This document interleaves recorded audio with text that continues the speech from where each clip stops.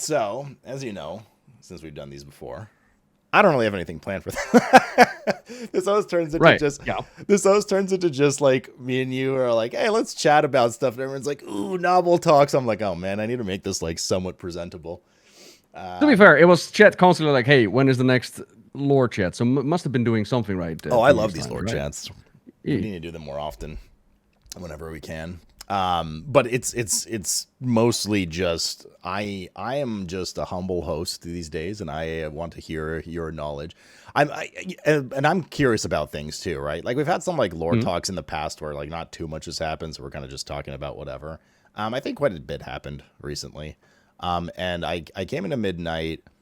I would say Midnight was probably the most I've paid attention a little more in depth to WoW lore since like I kind of gave up on lore, which for me, the fall off point in lore, I would say that I just like lost a lot of interest in it was BFA into Shadowlands, particularly Shadowlands. Really didn't like how Sylvanas was written. And I just want to clarify here.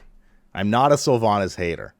I think Sylvanas as a character is awesome. I think she's great. I think she's really cool historically, like how she developed and stuff. I think the way they wrote her character in Shadowlands and what she did and all that kind of stuff was very disappointing to me. So it's nothing to do with the character herself, rather how her character developed, right? And the reason I'm mentioning this, I'm sure we'll see momentarily.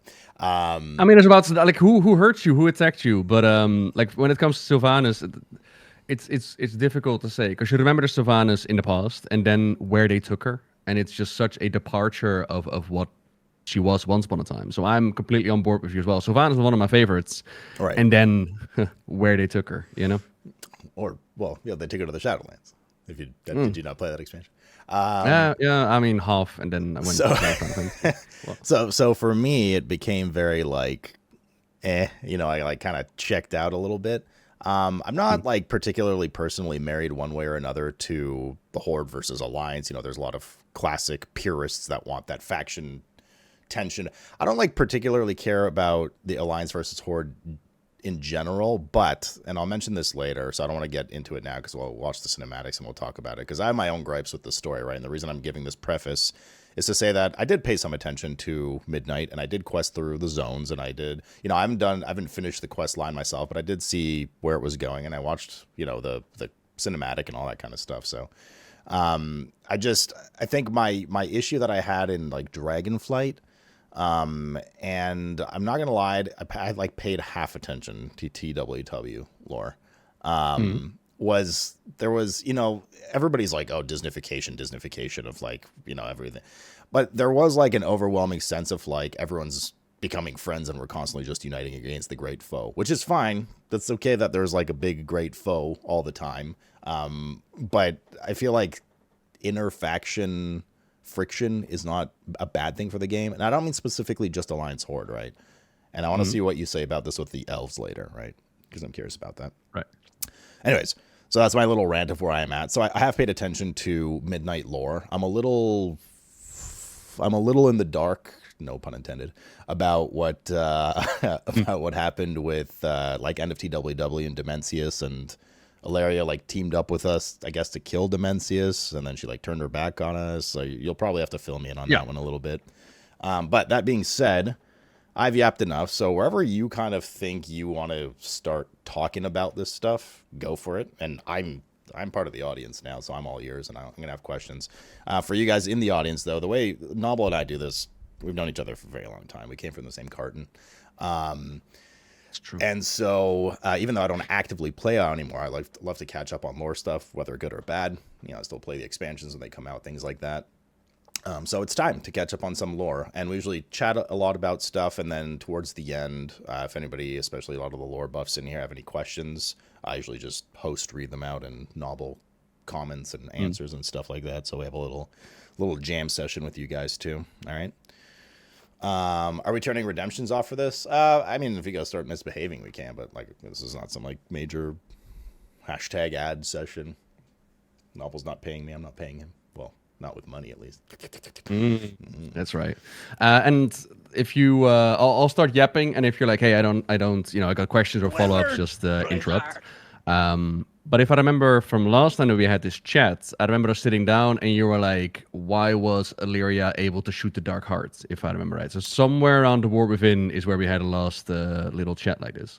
So as far as my brain remembering stuff goes, right? All of the dragon aspects memed at the end of the Farak stuff. Everyone became friends. Vin Diesel family memes, etc.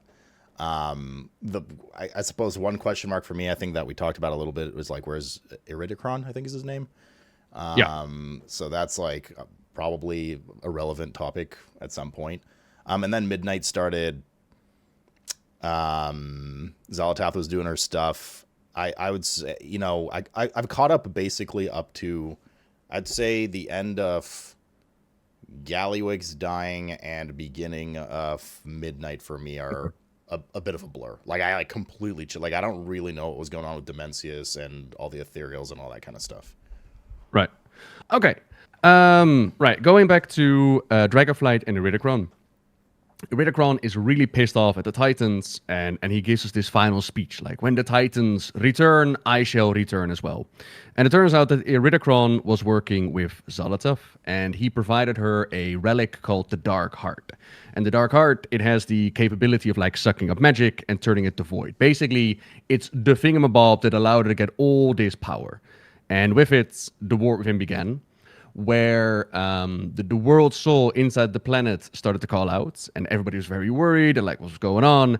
And we figured that Xal'atath, she was coming for like the world soul inside, and she wanted to do to our planet what she had done to the planet of the Ethereals. So we did everything in our power to stop her. And eventually, we have Illyria Windrunner, a really powerful Void Wielder, who is able to damage Xal'atath's Dark Heart and stop her in that moment. But not entirely, because Xal'atath was like, yeah, well, my plans are not over quite yet. So she took the Dark Heart to undermine to the goblins. Was that the cinematic in Hallowfall? Yeah, where you were like, why does that arrow curve around, and how is she able to hit it? And it just basically it happened because it had to happen. She went to Undermine, where she asked the goblins, well, not asked, she recruited Gallywix in order to fix her Dark Heart. And the connection there is that the Dark Heart was actually created by Deathwing way back when. And it was a prototype of the Dragon Soul. If you remember, back in Cataclysm, Thrall shot Deathwing with like a golden disc. Mm-hmm. That was the Dragon Soul. And before they made the Dragon Soul, they made the Dark Heart. So there's like that connection, because the goblins helped Deathwing make the Dragon Soul, so they also helped make the Dark Heart. And so they were like the ones that she was like, come help fix my Dark Heart. And they did. And in that storyline, we have a cutscene where an Ethereal shows up, and he takes the Dark Heart from Gallywix. And Gallywix is... he thinks like, oh, Xal'atath got impatient. She got on that I was actually holding on to the Dark Heart because he didn't want to give up to her. Not quite yet. But turns out that the Ethereals actually betrayed Xal'atath. And instead of working with her, they now had the Dark Heart powered up, and they were planning on bringing back Demensius the All-Devouring. Which Xal'atath wasn't actually happy about, because she had betrayed Demensius in the past. So Void Lord, right? Demensius. Big old Void Lord, okay. Yeah. So this is our first like actual in-game fight / encounter of the Void Lord, if I remember correctly. I don't think we fought one before. In all my days. So difficult. Extra backstory on this one is that we've learned that the Void Lords, in their own realm of the Voids, they shut out the old gods to like corrupt these world souls. They are responsible for the old gods, and they did so because they couldn't physically manifest in our universe. They had to use the old gods to do so. But we also have Void Lords in the physical universe. We have them like way back when in the Burning Crusade, where we joined the Ethereals in finding Demensius. There was a whole quest line back in the Burning Crusade where we fought against Demensius, and we've got like Demensius or whatever they call it in like one of the Sapphic Halls in the Burning Crusade. With Akundun, there's one there. We fought against Void Lords before. Was it Shadow Labs? Probably. Anyways. There was a Void Lord there as well. Like, there have been multiple Void Lords. And what I personally think happens is that the lore of the Void Lords back in the Burning Crusade has, of course, been adjusted and altered. And now we have, like, the big Void Lords in their own domain. And what we saw in the physical universe is just a small manifestation, like not an actual full-on Void Lord, just an itty-bitty tiny piece. That's my explanation. And when it comes to Demensius, is that the story that they've given is that once upon a time, Xal'atath was working for Demensius, but she betrayed him by working with the Ethereals, and she wanted to get out of Demensius, or she wanted to get rid of Demensius. She wanted out of under his control. And so they were planning to actually destroy him, but instead they like blew him into little pieces, and they were still able to get him back. And that's what they wanted to do with the Dark Hearts on the planet of the Ethereals, on the planet of Kadesh. So we join the Ethereals, we join a Xal'atath because she didn't want Demensius to come back, and we do everything in our power to stop him, because if we didn't work together, he isn't called the All-Devouring for nothing. He would devour everything.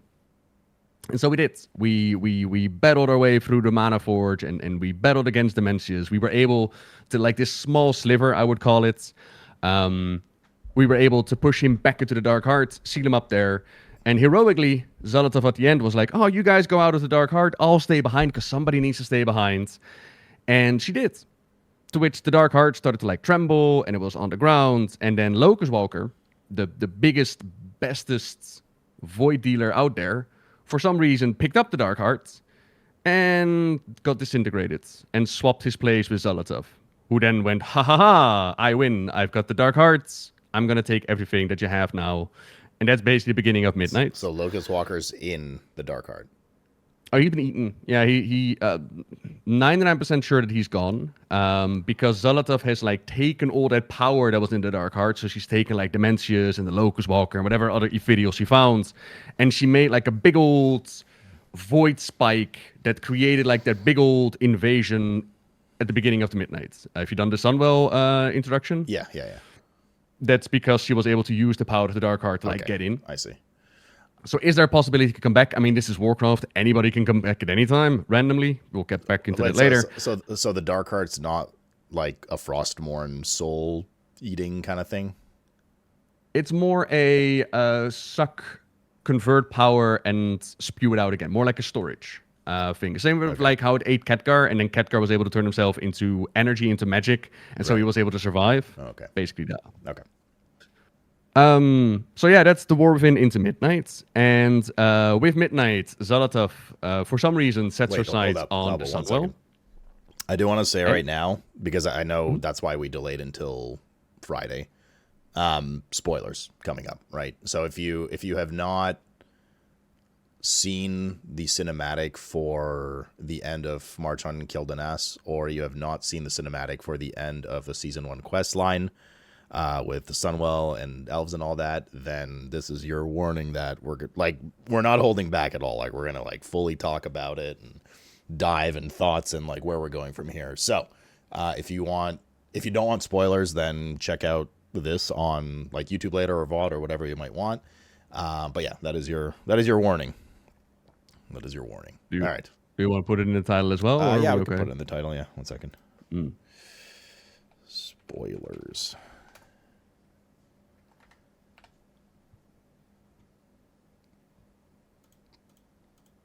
Pink Monster Energy. Whew, I'm going to go hard. Flavor is that? Watermelon? Ultra Rosa.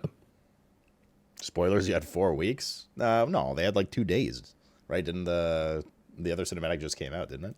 Yeah, what we just started was 4 weeks is to start. We're also going to be talking about like the ending of it. So yeah, it's 2 days. That's why I gave the warning now instead of us saying it, and then it's like, by the way, you shouldn't have listened to that if you didn't. Yeah. All right, should be good to go. I put spoilers in all the titles. Okay, so War Within was basically Ring Around the Rosie. It was basically a circle. And I've got my personal feelings that they used the War Within to buy themselves a little bit of time, that they had a story planned with the War Within, and that then Metzen came in, they changed the plan to make it like a World Soul Saga. And so, in essence, what happens is that we start the War Within with a Xal'atath that's for some reason is coming for the soul of our world, and we need to stop her. And then at the end of the War Within, we basically end at the same spot. Xal'atath, for some reason, is coming for the world soul, and we need to stop her. So for those who've been like, okay, what exactly happened to War Within? I feel like it's kind of a circle. Of course, things have happened, but here we are. And then Midnight rolls out. Xal'atath is ready for the attack, and she sets her sights on the Sunwell. To which we have a Lady Aldrin. She's praying at the Sunwell, and she's like, "Oh man, my people, the Blood Elves, not another tragedy. Come help us out." And the Sunwell responds. And what we first believed was the light performing a miracle is now being suggested, although not confirmed, that it was actually Azeroth herself that summoned us to the Sunwell to come to its defense. And all across the world, heroes are summoning to stop Xal'atath and the devouring hosts. And we do what we do. As you know, we're heroes. We kick back the tide. We beat the bad guys. We get like relics and big old monsters in the sea. But this is, Xal'atath has all the power in the world that she needs to. Where one monster falls, 3 more comes out. Our victory runs into a retreat. We go back to the Sunwell, and again we pray for a miracle, and the light is able to respond. It's able to push back the void for now, but things are dire. Like, we have the greatest light wielders in the world that are casting on the Sunwell, but more needs to happen, right? And that's basically how our adventure begins. We got the void storm looming above. Like, we need to stop that invasion. And then deal with threats down below, maybe make some allies, figure out what's going on. We need Tyrion back, basically. We need Tyrion back. We need to go to the Shadowlands. Let's get... So, speaking of which, we got ourselves a brand new main character, which is called Arathor. And Arathor is the child of Illyria and Trellian. Illyria and Trellian are these original heroic heroes of the Alliance. They came back in Legion. You might remember even Arathor from the Burning Crusade, where he was like looking for his parents. Arathor is basically like the main guy. I have my opinions on the portrayal of Arathor, but I'll try to keep opinions out of it. And Arathor is basically the main guy. We are here to... I mean, if you want to just go over like general lore, go for it. But I definitely want your opinions, at least later when we start getting into it, because we're obviously going to talk about Arathor later. You don't have to give him now. So, but, yeah, I'll give. What my issue with an Arathor is that he's being portrayed as this young 20-year-old upcoming character, but Arathor is 40. He's been an orphan, has to be grown up. He's being portrayed as this paladin that still needs to learn how the light works and what it's all about. And he's like, oh, there's more to being a paladin than smiting people. Meanwhile, he's been part of my Legion Order Hall as a paladin. He knows how a paladin works. He's been to Outland. And I'm like, they also made a book, like a pre-book for Midnight, which is all about the Windrunners. And the Arathor in that book is established as a hero, has his problems, has his issues. But he's not a tween, oh my god, what is the light? My parents are getting a divorce character. He is an actual established character that knows what's up. And for me, what's really frustrating is that he is so young. And then the half-elf thing where people are like, they age differently. We also got a Farron Lofar in the game who was also introduced with the War Within. And she is more mature than he is, and she's younger. So it's a personality choice. And of course, those choices are theirs to make. If they want to portray Arathor as this really young guy, go for it. But to me, as a nearly 40-year-old, I'm looking at this and I'm like, old. I was hoping for someone a bit more mature and already secured in who they are, rather than again another journey of somebody having to find themselves. We already had an Anduin. Why do we need an Arathor? But these choices have been made. So Arathor, he's the one we follow, and we go through the forest, and we basically get an introduction as to, okay, this was happening in the zones. So we party with Orwena, who Orwena is a new character from the War Within. Orwena and her people are supposed to be not part of the mainland. They're supposed to stick to the shadows, take care of the roots down below. But Orwena can hear the voice of her goddess. She can hear the voice of Azeroth, and that voice is telling her, like, nah, we need to do more. And so she does more. She already helped us out in the War Within, and now at Midnight we have something called the Light Bloom. If you remember from Draenor, the Everbloom, where like the plants were taking over and turning people into zombies and all that. It's basically that, but now with the light. That's what was happening in Eversong, basically, right? And that's what was happening in Eversong, right? And in whatever that like Druid jungle zone was. Herendar. Herendar. That's right. Yeah. I did those dungeons a few times. And this is a clear indicator as to, okay, the story for the original plan of War Within has been mixed around. Because originally speaking, Herendar was supposed to be part of the War Within for multiple reasons. From profession skills, leveling stuff up in the War Within, to the quest line just being related to what we saw in the War Within. Like, it was supposed to be in the War Within, and they moved around to Midnight. Now, that's not the end of the world, but it's definitely an indicator as to, okay, they swapped around the story, right? So we learn about the Light Bloom. Quite a problem, but will be a problem for later. We then move over and we see that Xal'atath's cult, the Twilight Blade. And the Twilight Blade is basically the Twilight Hammer. Like, it's literally the Twilight Hammer, the ones that we had in the Cataclysm with like Cho'Gall and the Twilight Highlands. That's them, except now they worship Xal'atath. That's a banger tier. And tier 11. That was one of the best tiers I've ever had, in my opinion. With Cho'Gall, yeah, was it good? You didn't. You were playing back then. It was BOT, Mm. BOT. Casual, baby. Come on. Yeah, but you must know the lore. Yeah, it was Cho'Gall and oh my god, why am I forgetting? Symphoria. Not Sin. Oh yeah, well Sinestro. No, it was the triple instance, and we had Alakir, and oh my god, what was the? Thank you. Yes, Obsidian. Black Descent, Nefarian. That's what I was thinking. Oh, double. The Yeah. Nefarian Onyxia duo fight at the end. That was a banger tier, dude. Well, those Twilight cultists, they're all about the end of days, and Xal'atath is gonna deliver just that. And she's got her minions to work with her, like the Twilight Hammer turned into Twilight Blade. And we party with Umbrik. Umbrik is a void elf, and Umbrik has been exiled from Silvermoon because of their studies into the void, into all of that. And Umbrik just wants to help. He just wants to help, and his people are like, nah, we don't want your help. And he says, I want to help. I want to get into the Void Storm. I want to help out. And throughout, what I really love about how they told the story is that as you go through the main campaign, they'll drop little conversations, hinting and telling you, like, in the background, Umbrik is still trying to get to the Sunwell. He's still trying to help out. He's still trying to find some way in, so that when you do get to the max level campaign or the last zone, it makes complete sense that Umbrik is ready to roar, and he's like, I need, like, so-and-so to get into the Void Storm. I thought that was a very nice detail. So we help out Umbrik, who gets betrayed, and there's like cultists, and he's like, oh, my people get murdered, I want to help out.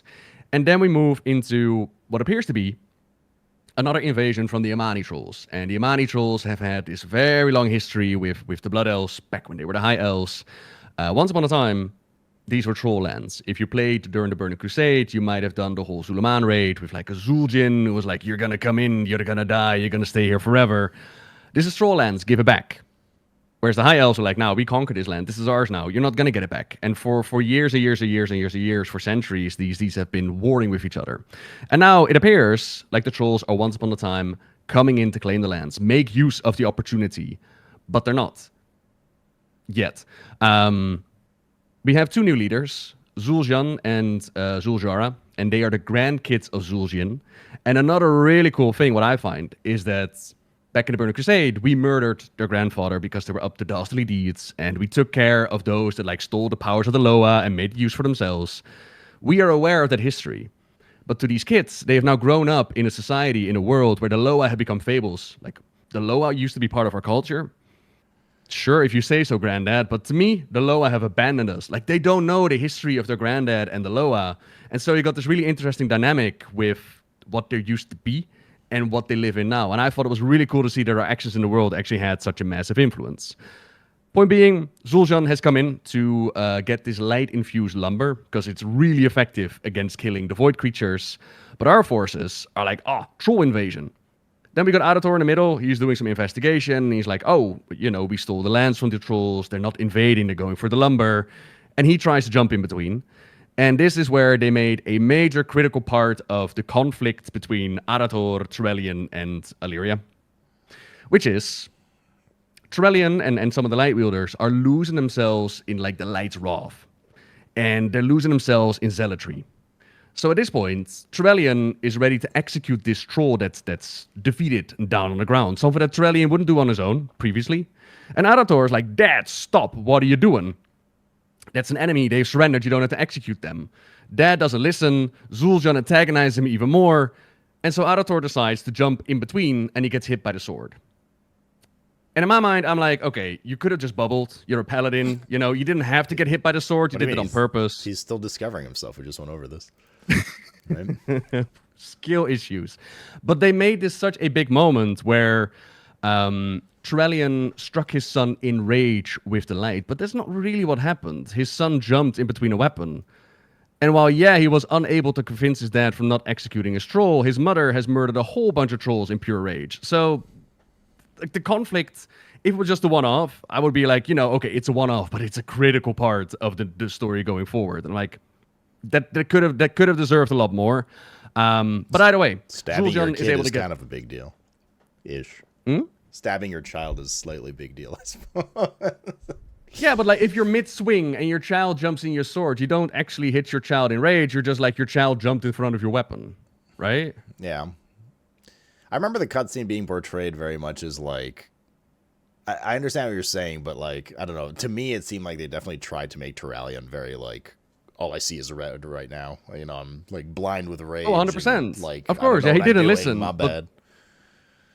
But that's more like Illyria literally says to him, like, you struck our son in rage. And I'm like, that's not what happened. Your son jumped in front of the weapon. Like, if Trevelyan would have lost control and Arathor was like, Dad, stop, and he just starts swinging around him, you might have a point. But in this case... Right, yeah. You know... The rage was not directed towards Arathor. Correct. But he was on the receiving end of the rage on account of his own idiocy, basically. Jumping in between it, yes.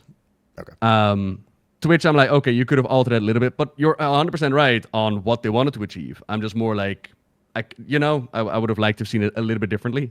But yeah, Trevelyan strikes down his son, and his son refused to be healed. It's like, Dad, how could you? And I'm just standing there like, I mean, you jumped, but okay.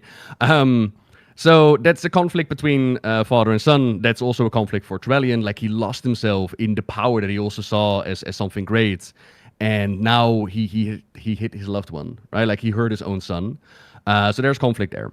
And that's basically the setup for the zones that we go into. So I think this is a good point if there's like questions or whatnot, but otherwise we can flow into like the next zones, what we do there.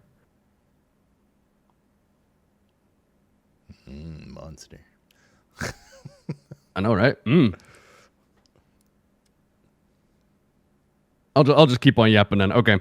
No, yap away. Okay. So we've done our introduction and we go into the zones. I assumed we were just going to kind of move through the base story, and then once we start hitting the critical points at the end, whatever. So I was just enthralled, dude. How I do, that's how I act. Okay, where do we go then? At that point, we had a choice as to where do you want to level, and you could basically follow 3 storylines that are self-contained up to it all comes back together into Voidstorm. So following Arathor's journey, this is that journey of a paladin trying to find himself, and I do understand why they wanted him as a growing character, because it allows the audience to grow as a character. And we as an audience get to see how the light operates. We can see that the Scarlet Crusade, they can use the light even though we would condemn them to be evil. So light does not respond to morality, light responds to conviction. We get to learn more about these paladin heroes of the past and how using the light is not all about smiting. You can heal people. You can take care of people. You can be kind. We learn that there are Sunwalkers out there who are a different branch of being a paladin, and yet some amongst that branch also see it differently. So some of them see it to be a good Sunwalker by providing shelter and helping rebuild a city, and others see it as I'm going to smite evil and make sure that nobody gets hurt. So we can learn more about, okay, even amongst the factions of the light, there's different visions. Up to the point where Arathor, he goes back to the Blackrock Mountain, the battle where his father, once upon a time, in the original story, became a massive hero. And this is where they decided to do a retcon on Trevelyan, and I'm hoping it's still going to have a better payoff later than what it have right now. So in essence, what happened is their original enemy, the Dark Horde, has somehow returned. And we clear it out, and we find these relics of the past, and these relics are like his father's shield, the broken shield. And they do a cutscene where we have a Trevelyan fighting there with Enderman Lothar way back when against the first Horde. And in the cutscene, what happens is Trevelyan loses himself to the Light Rage, very similar to what he did in the forest. And he does this because Lothar dies and is taken out by Doomhammer. But in the original story, and I find this really disappointing, the opposite happens. He did not lose himself in rage. He found clarity in the light that he was looking for during the war. What Doomhammer expected with the death of the leader of the Alliance was that the Alliance would crumble. And instead what happened was that a Trevelyan rose up and he led them to victory. And he allowed Doomhammer to live. And in my eyes, a Trevelyan that would have lost himself in the Light's Wrath, as they displayed in that cutscene, would never have knocked out Doomhammer. He would have taken off his head, right? But he knocked out Doomhammer because Doomhammer was going to stand on trial. And then they brought sweet justice to the rest of the invading Horde. And you got to remember, this is not the same Horde as you know from WoW. This is the blood demonic thirsty Horde that looted and pillaged and did all kinds, that made the Road of Glory. The Road of Glory made out of Draenei bones. That Horde was there. And again, I don't know why they made that retcon. I imagine because they wanted the Light's Wrath to have an earlier spot in his storyline than just more recently. But if that's the case, I don't understand why they wouldn't do it in that massive time gap that we have to Trevelyan, because Trevelyan at some point he went off into space where he's been fighting the demons for thousands and thousands of years. We don't know what happened, all the details there. Why don't you make him more light-raged in that moment? Why did you have to alter his origin story? But either way, origin story has been altered, and now his son walks away from it with the idea of, my father was a great man, but I don't want to become the paladin that he became. And I'm just sitting there like, Trevelyan was a hero. Like, what do you mean? You would be lucky to become the paladin that your father was. And it's such a new portrayal of the character that I love, and I'm like, It sounds like Anduin 2.0, the way you're describing it. I don't want to be like my dad. So yeah, and I get the metaphor. Like a broken man broke a shield. And so Arathor the Redeemer tries to mend the shield and give it back to his father, to which his father is like, this is not something for you to redeem. I'm not ready to heal. I'm not ready to accept this shield. Because his father's, of course, very hurting that he hurt his son and all that. And his son is like, Dad, I understand. I've seen your past. So this is how you need to live your life. Okay, so at that point, we joined the Sons of Lothar, which is like this organization that rose up as they were the ones who fought with Anduin Lothar. And now also Eitrigg. Eitrigg has been made a member of the Sons of Lothar. I don't know why, but okay, this is what they decided. And they hang out at the Arcantina, where they have some drinks, they have some talks, and Arathor decides, like, okay, if my dad doesn't want to pick up the shield and defend people, it's a good shield, it's good weaponry, I will. And everybody claps and cheers, and even Eitrigg tells him, like, you should totally wear that shield. Okay, cool. That's Arathor's journey done. Then we go into Herendar. And Herendar is with Orwena and the World Trees. And like I mentioned, this was supposed to be the Warfin story, and it's very much like, if you've done Everbloom, you know what's happening here. So the Lightbloom is causing them to go hostile, and we learn that they have ways of fighting back against it. It's called Aln Dust, which we might have to go back into a little bit. Let me explain. We know that inside of the planets, there is the spirit of Azeroth, like a world soul is inside of there. And we know that all these cosmic forces, they want the world soul for one reason or another. T'Jailer wanted it because he wanted to rewrite the universe. I'm imagining Xal'atath wants it because he wants to rewrite the universe. The Titans want it because they wanted to rewrite the universe. And turns out that the Titans got their hands on her. They ripped her out of that cradle where she was, Herendar, and they moved her into a prison area. And as they ripped her out, what was left behind was a song, a voice echoing on. Over time, we would have dark trolls making their way to the Well of Eternity, and some of those would hear that song and they would follow it, and they would find a way to Herendar. They would become the Herenir.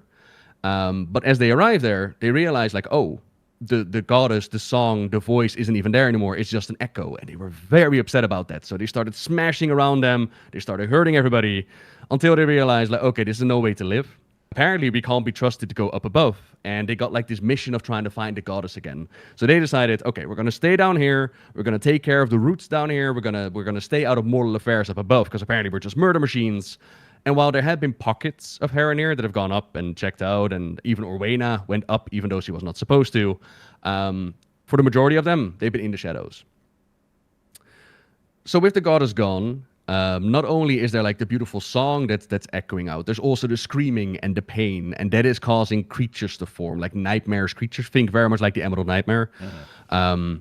And then there's Aln Dust, and that Aln Dust is a magical doodad, a magical powder, which protects them from the Lightbloom. It gives them like a powerful weapon to fight back. So we need that, we grab that, and eventually we are able to convince the Herenir to come to the surface, help fight against one of their own who has fallen to the Lightbloom. Everybody comes together, new allied race, the day is saved, the force is saved, and the Lightbloom is pushed back.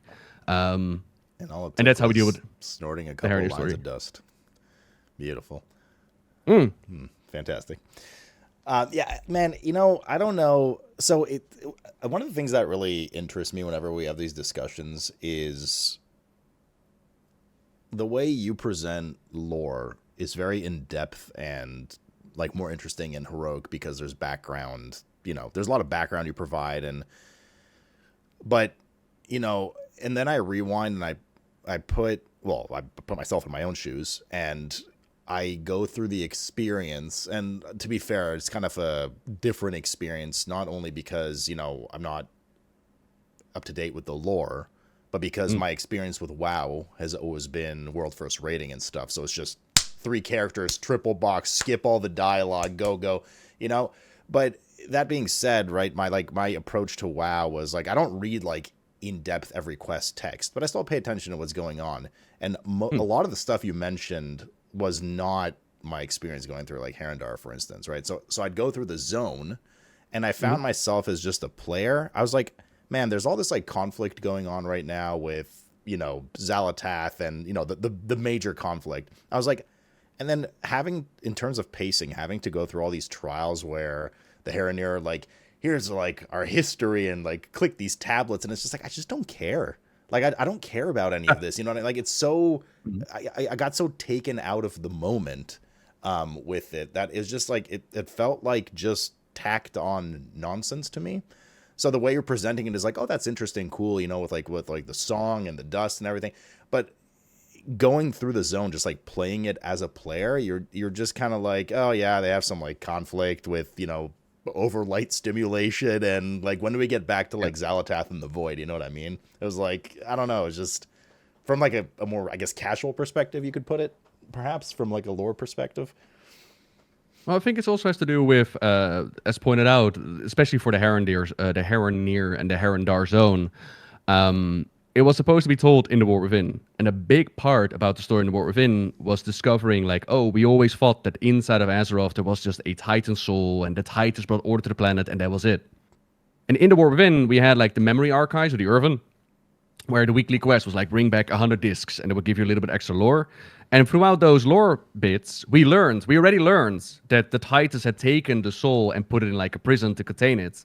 So the information from Herendar was like, oh, instantly you make the connection, like this has to do with the world soul. But if you ever played the War Within, or you didn't pay attention, or, yada, yada, yada, as well as, and this is something that's eternally difficult, WoW is gameplay first, story second, and I think that's a really good thing. But over time, they've realized, like, hey, people really enjoy a storyline in an MMORPG, looking across. But the difference in delivery of story is night and day, and it's not something that you can easily swap around in WoW. And I will say, they've done a lot of work to make it better. So you got, like, a ton of Stay a While listens, a ton of, like, click-through dialogue that you could check out if you're interested. If you pick up a quest, instead of having to read the quest, the NPCs will actually summarize what you did not read, so you only have to listen. But still, there will be those that are like, don't care, just want my loot, want to play, want to go.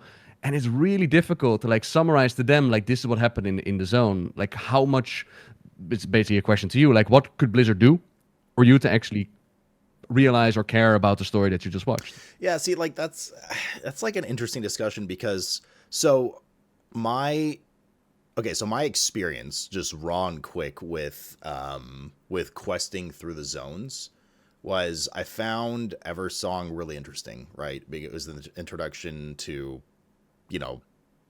like light infusion issues, et cetera, et cetera.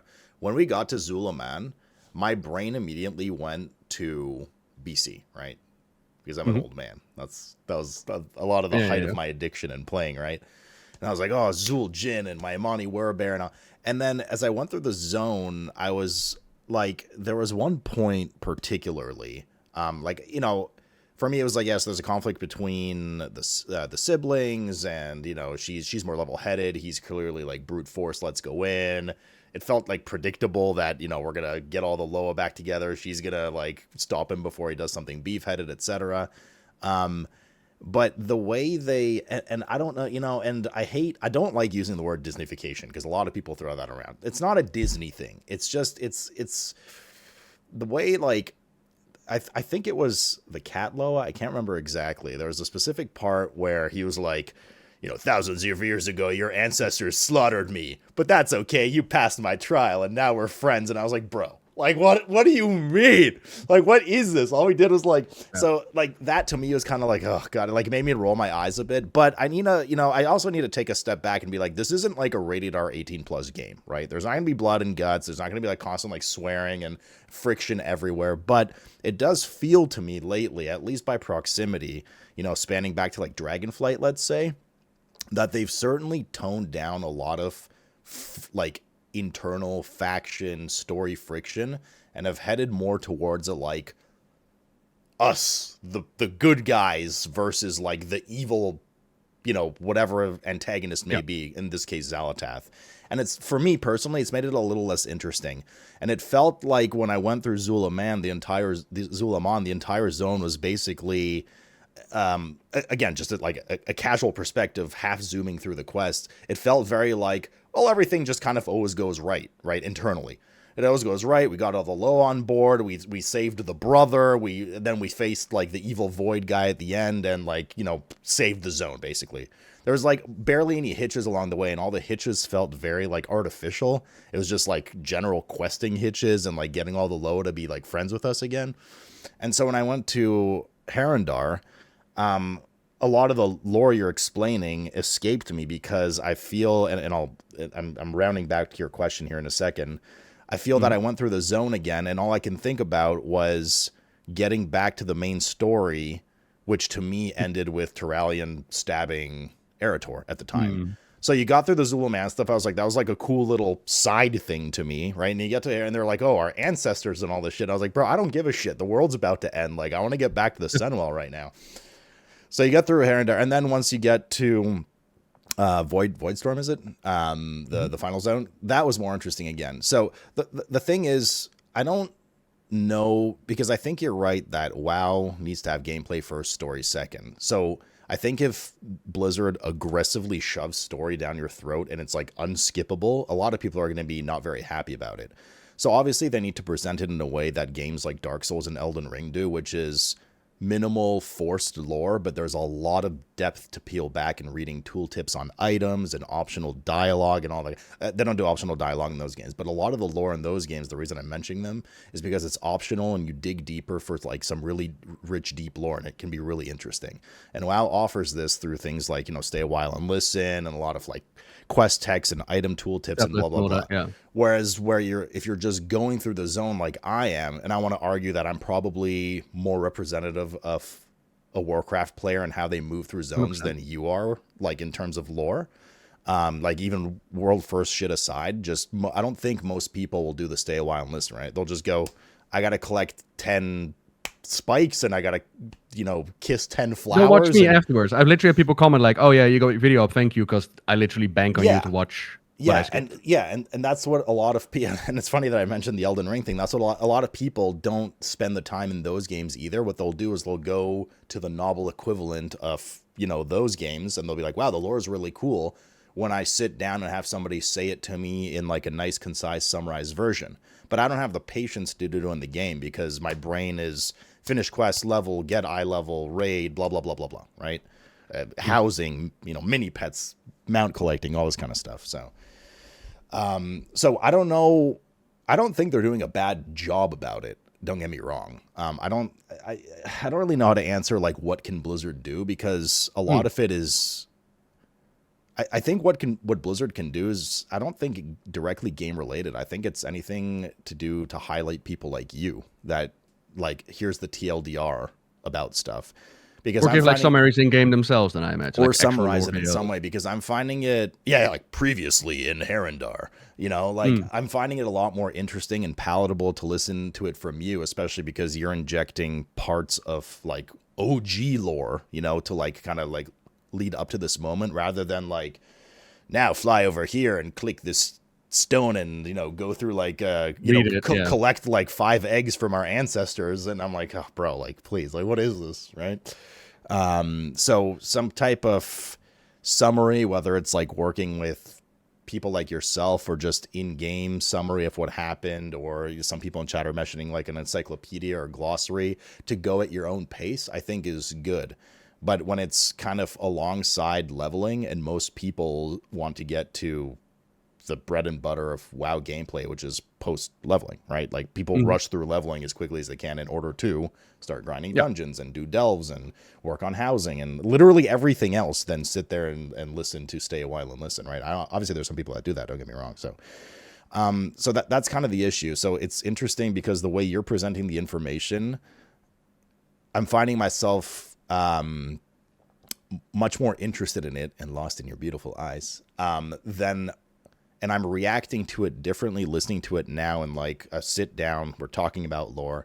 I'm finding it much easier to digest than when I was playing it. When I was playing it, man, I was like, it's funny because people are like, oh, I love Zul'Aman. I was like, bro, what a stupid shit ass horse, like, you know, like, because everything was like, we're all friends and like, blah, blah. And I was like, oh my God, just like, it's get my me through favorite this. zone out of all of them. I'm not gonna lie. But like the way you're explaining it, I was like, oh, that's cool. Yeah, that makes sense and blah, blah, blah. Well, I'm also a very big aesthetic guy, right? And Zul'Aman to me, from a color palette and biome diversity and stuff perspective, was the weakest zone, actually, in my opinion. Which is a shame because I loved it, back in the day. I also thought the zones were just smaller, like much smaller in general, so they didn't have the opportunity to really explore with diverse like sub biome. Like think of why do I always forget this zone? The southern zone in Dragonflight with the blue dragons and Azure, yeah, with the Tusker there. yes. Yeah. So Azure Span. Thank yeah. you, that one. Yeah, so like think about that one, right? It had like a volcanic area, it had snow area, it had like a tundra area, it had just diversity. Different diversity, yeah. Like and a lot of zones, not every zone is like that, obviously. But I just found that like lacked a lot in this expansion for me. Anyways, I digress. We're talking about lore. But for me, now you bring up some really good commentary. Like you mentioned that they should put the lore in Dark Souls style so that it doesn't go into your face as you're leveling. But I would argue that would I think they do that now. I think by adding a lot of options, such as stay a while and listen, such as if you want to go out of your way and learn about, click on this tablet, click on this item, click on these discs, as you mentioned, you can do that. And the reason I mentioned things like Dark Souls and Elden Ring is because a lot of the way they present their lore is that way. Is like, you can just play the game, but if you really want to like dig deep, you gotta like read these items. Like you read the sword that you just got. It has like a paragraph of text and it's like really interesting. But most people are like, nah, I just want to like stab and then slash. when weapons react to NPCs and syllabus and they're like, oh my god, you got Sargeras' weapon, how did you get it? I love that. So like that stuff's cool, but the problem, I don't really know what the problem is because I've never been asked that before. I'm not really sure there's like a direct problem. I think the thing is you're focused on one thing, so therefore, unless you're like a really big lore buff, you're so focused, you're so driven in your goal to reach the finish line and start endgame that you don't tend to like really pay attention.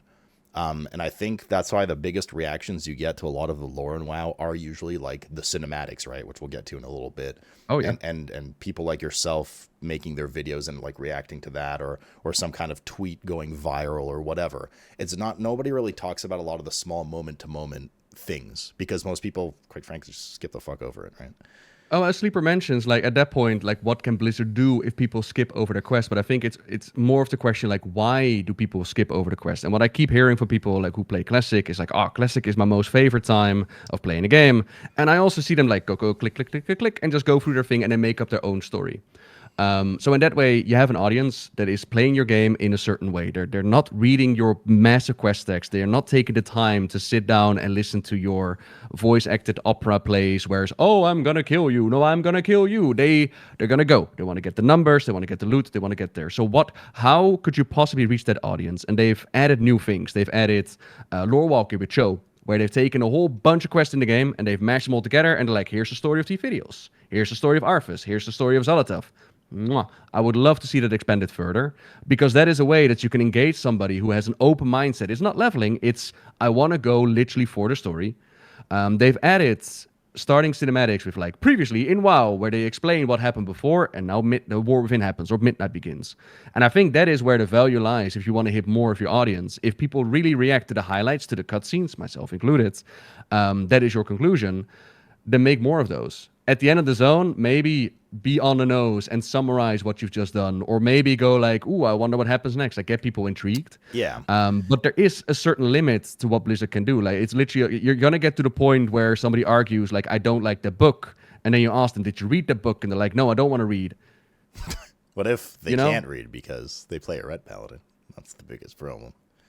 So it's I 100% I do say like you are the majority of the WoW players that are like gameplay first, story second, and you could definitely say that the Blizzard has paid more attention to it and they want to be the other guy. They want people to come back for their story, but like I said, that is such you need to change your whole delivery system. And I don't think that they should. I don't think that's where WoW's strength has ever been. No, and I've been the biggest lore fan out there. I think if they, I don't think their approach is bad. And I think if they trickle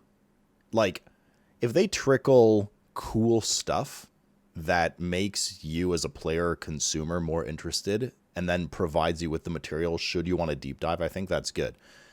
Let me give you an example. I'm a huge, I still am. I love Diablo lore. Okay.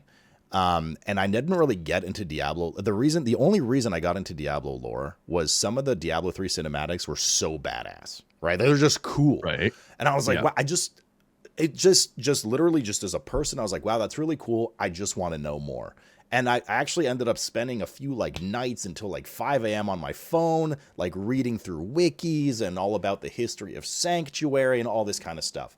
And I used to do that with WoW a lot too, to learn about like the Lich King, and WoW had such like a lore going back for so long with all these different villains. And part of the reason, and you've already heard me bitch a million times about how quickly they move through Ashara and Azoth, right? Like I think that was like one of the biggest wasted things in WoW. Anyways, so I loved like reading and knowing about the rich history and foundation of these things. And I found myself caring less about the new age of content now, because they're not as like grounded and founded in the old stuff, because we've moved past the old stuff. And that's fine. That might just be a me thing, right? Like Xal'atath, yes, she has, foundations in some old WoW lore, but I mean like, like Lich King, Illidan, like all that kind of stuff. Like the RTS stuff. Basically. Yeah. Right. That being said, I think a good way to present it is what they've kind of done. What you mentioned is like, here's, for me at least, right? The way I react to things, like, here's something badass that happened. You're like, wow, that's really cool. I want to know more about it, right? Like and we'll talk about it in a bit, the cinematic at the end of the quest line with the Sunwell, watching that and seeing the drama around it and the discussion made me want to know more about it. And I poked you on, because we got at the topic yesterday. I poked you 2 days ago on Discord, and I'm like, bro, what is going on with this? You know what I mean? So moments like that pique interest for people, in my opinion. And then Blizzard providing the stay a while in this and whatever. Great, cool. But a lot of those moments aren't when you're in the middle of your 7th round of quest cachings in Herendar after you've collected your 50th flower. And then it's like, stay a while and listen. You're like, no, I don't want to stay a while and listen, man. I just want to get done with this zone, So I think I do. That's why I put those flowers in there. Like, please tell me more. But sure, and yeah. So I think that's why some of that stuff is lost, because, as you're saying, gameplay first for a lot of people, so they tend to zoom through. But then you're met with these pinnacle moments, right? These just, the height of the story with the cinematic, and it's a cinematic out of the game, and it's cool, and Taryn does a great job and everything. I will say one thing. I don't know if this is a me thing or not as well. The amount of small cutscenes that they did during the actual questing campaign, right? I'm talking, some of them were like 5 seconds long and stuff, were a killer for me, man. Because and this is, I don't know, maybe this might be a hot take here, but the animations and the WoW models for these not doctored cutscenes, I'm not talking about the nicer ones that Taryn works on, and let alone CGI. I mean, like, they literally take the WoW character models and just a quick cutscene, are so like not immersive for me, and honestly are the anti of what I just talked about in terms of cool moments. They just de-hype me, you know what I mean? So when they're like, yeah, there's like a big battle in Zul'Aman, and it's like 5 trolls in a stationary attack animation versus 5 humans in a stationary attack animation. They're like, there's a big battle, and you're just like, what the hell is this, man? So it's for me at least, right, as an eye candy, I guess, kind of person, it was like hard to get. It was not very palatable, right? Whereas when like a nicer cinematic happens, CGI aside, like a nicer cinematic, like the ones like Taryn really works on, with like actual custom animations and stuff, those are usually like, ooh. Would it be different for you if the quality was higher than what we get? Like, if they were actually proper cutscenes? Is it the amount of cutscenes to break up your experience, or is it literally the quality of the lips not moving proper and the models? I think both, because I recall some cutscenes, and I can't quote them right now because this is 2 months ago, and they were just small ones that we kind of laughed off and went.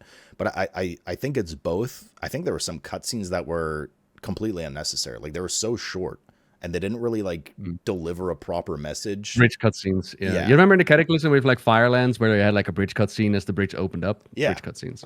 Yeah, like, yes, exactly. It's like we don't need a 3-second cutscene to be like, hey, we have to run over there, and then there's a cutscene of like generic models running along the road, and it's like, okay, we're here. It's like, okay, well, we didn't really need to do that. I could have been on my dragon by now, halfway across the the zone doing my next quest.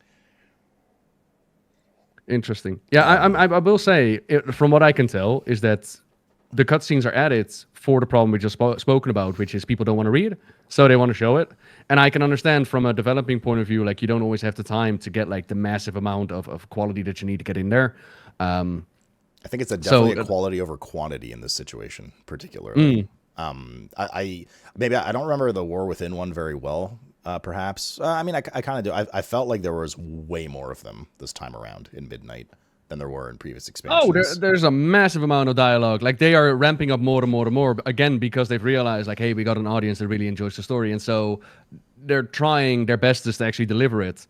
So it's hearing you say like it actually takes me out the more cutscenes they do like this. I think it's valuable feedback for Blizzard. Like, hey, you know, if you're going to do this, it needs to be quality because otherwise people are going to look at it. For me personally, I find it endearing. Like there's one in Herendar where you get like the vision, and at the end of it, Orwena is seeing like that last vision, and my character just passes the fuck out because I can't take the overwhelming power, and I'm just going flatline. I'm laughing my ass off on that one. I thought it was so cute, but yeah, everybody have their own taste in that one. Yeah, so I think there's also something to be said about this is just a problem that I don't even know if problem is the right word. This is just a situation that either can't be fixed or doesn't need fixing. It's just kind of the ebb and flow, right? There's just so much stuff that Blizzard's trying to pack forward in terms of lore at a secondary presentation to gameplay, as you're saying, that most people will just default to, hey, Nobbel's talking to Sloot. Hey, Nobbel made a new video. Hey, Blizzard put out a summary of the expansion. Hey, this, hey, that.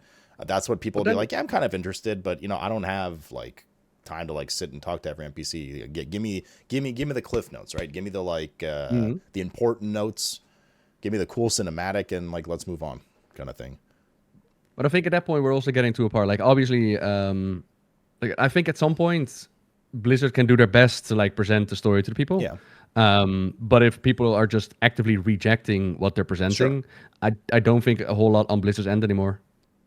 No, of course not. Again, like they can improve it, right? Like cutscenes at the end and encyclopedia in game that you can click on your own time, more low walking 100%, it can still be improved. But like if your audience is just not willing to engage with your product, then yeah, no, I mean, no, yeah, you're absolutely right. There's some people who just don't care, like period. Doesn't matter how cool it is, right? They won't even watch like the cutscene or whatever. So. And then something else you mentioned earlier as well with the Amani story, which is the factions, where we're driving away from like faction storytelling. And I just keep thinking back to a dialogue from Illyria in The War Within. It didn't make it in game. They adjusted it due to PTR feedback. But Illyria literally said like the Irvin that are coming together right now, they are no longer machine speakers and yada, yada, yada. They are just the Irvin. So too must the Alliance and Horde come together, and we must be for Azeroth. And I love that online there's just still this pushback to this idea that people are like, I love my faction. I want my Horde and Alliance storytelling. And a lot of people, when this argument comes up, they're like, faction war is boring. We fight each other so many times. But I repeat myself every single time. There is more to faction identity than faction war. Yes. I'm not talking about I need to bash the other guy. I'm talking about I want to know what life is like a human or a worgen or a troll or an orc. I want to see our leaders represented in the storytelling. I want them to play a part. I want that faction, that choice to matter, that I'm part of a group of people and that there's a certain identity to it. And over time, what they're doing, and I imagine it's because it's easier to tell a story if everybody's just the same, because they're no longer doing individual story experiences for the Horde or the Alliance either. They're doing we're doing one experience. I think Battle for Azeroth was the last one that they did that. So I can imagine that's from a developing point of view. Which was left over from BFA, basically. So I can understand, again, from a developing point of view, like smaller teams, you need to do more with less people. I get all that part. But I'm a consumer. From my enjoyment point of view, I'm like, I want that choice at the beginning to matter. I was looking at a night elf the other day, and I didn't have my glasses on. I was like, hey, there's a Herendar walking around. And the models start to look at each other similar. You got the Irvin in the Horde and the Alliance. Like, you can't tell at face value, like, that is a Horde or an Alliance anymore. The only reason why I know my alts are Horde or Alliance because there's a little icon next to it. And I'm like, something happened there. Something changed. And it's not by accident. It's on purpose. What's that meme, I think, with Tobey Maguire where he's like, has his glasses off and it's blurry and then he puts his glasses on and it's like, that's just like exactly what I thought of when you said that. Like, I don't have my glasses on. Yeah, I don't know. And, this is a topic we're probably going to slam a bit when we talk about the elf Sunwell stuff. But yeah, it's just the thing is, back in the day when you and I first started doing these, back in my day, I would try to. I was a little more, into the lore and more like knowledgeable with the lore, but I would try to keep up from like an in-depth lore perspective with you and like discuss in depth. But the reality is, especially now that I've like retired from hardcore and all that kind of stuff, I know my place, and I think I'm more representative of the consumer base in terms of lore acquisition and lore understanding and what is cool to see and what's not cool to see. And everybody has their opinions on what's cool and what's not, right? Don't get me wrong. So, it's just without the necessity for in-depth analysis, I often these days go with just feeling, right? Like, what is my feeling towards the information and the story I've been presented? Is it fun? Is it cool? And man, I just I haven't been. It's hard for me to get re-engaged in it, even if I don't main WoW anymore. I'm still always it's my first love deep down, right? Like, I'll always love WoW and Warcraft. So it's just it's been a while since I've had a moment. It's been a while, probably. We've all had a moment where like the Varian death cinematic, like that level of like just like, oh man, that was juicy, right? That was like a hefty character that just had like a hero's death, and that was a big moment. Like, I feel like those are fewer and far between, and I feel like a lot of some of the new heroes presented whenever are like, to your point, a little homogenized. And there's like some identity missing, and this is why my brain goes to like, man, it would be really cool to have some friction, right? And like you said, it doesn't have to be war, it doesn't have to be alliance and horde like trying to kill each other, just character, faction, even inner faction friction to just make it like things interesting, rather than like we're all friends and we have to go save Azeroth, which is like, look, what it felt like. I walked the Silvermoon, right? So I walked the Silvermoon, and I had Blood Elves look at me and be like, listen here, human. I know you're helping out, right? But it was once a different human wielding the light. I'm keeping my eyes on you. And let me tell you, casual racism back in my WoW, I could shed a tear. I was like, yes, this is what I want them to acknowledge what I am in this world and what I can be for them, and like a little bit of friction in there. So yes, love that part. You wanna wrap up with Voidstorm and then we can get to the cinematic stuff? Or do you want to? Sorry, did I full on get you out of your rant? I'm so sorry, baby. Who, me? I wasn't ranting. Oh, okay. No, I was. I was like, oh no, I didn't interrupt your story, did I? No. I just my point was, and like somebody mentioned like the Anduin cinematic, and yeah, like that too. I just mean in general. I don't know. Maybe it's like a time thing. Maybe in 5 years from now, Arathor will have had that history develop, because sometimes things need to simmer, right? I mean, when you have characters like Varian and Anduin, right? Anduin was brought up through so much of World of Warcraft as like from a kid to what he is now, right? People need to grow with characters, like you mentioned. They're trying to do with Arathor, so it takes time for Xal'atath to simmer as one of the most iconic villains. It takes time for Arathor to be the next Manduin and all this kind of stuff, right? Whereas when you were playing with characters that were already established as icons in the Warcraft lore for decades, right? Varian, Illidan, all these guys, there's already that level of like fandom there, so to speak. So I think that's like part of it too. It just takes time, but I don't know, man. It's difficult. Like, you cannot pull from an RTS forever, and then the question becomes like, maybe you should get a Warcraft 4 to like build something up again. But it's not impossible to build up characters inside of WoW. Like, for example, Garrosh, hate him or love him, and no matter what direction they've taken, Garrosh was impactful, and people rallied around him up to the point where in an expansion like the Shadowlands, people got together and like, have you seen that cool ass cinematic of Garrosh going like, I did what I did for the Horde? So it is possible. It is definitely possible. It just takes time and dedication. And when you mentioned Arathor, I just reminded that sick-ass CGI cutscene that they added, which should totally been the opening cinematic for Midnight, and that you could skip in the intro thing. Have you seen it? The one where Arathor like loses himself in the light? No. Maybe. But you would know if you've seen it. Xal'atath hovering above the battlefield and she starts monologuing about Arathor. I don't think so. Oh, we need to watch that right now. It is the best cutscene that they've created ever. Wait, one of the best. Hold up. I have seen it. Maybe I did see it. Okay. Well, let's watch it, I guess, for context. Like, if we're talking about cutscenes that maybe go like, what just happened, that one right there made me go like, what just happened? What's it titled? Arathor. If you look up Xal'atath, Arathor Sunwell cinematic, it should pop up. Maybe I did see this. Arathor Sunwell cinematic. Immolation, chat says. Immolation? Oh, here it is. Immolations. Oh, maybe I've seen this actually. 1 second. Let me switch scenes here. Hopefully this works properly. Excellent. Okay. Remember to mute me, Nobbel, if you don't want the double audio. Mm.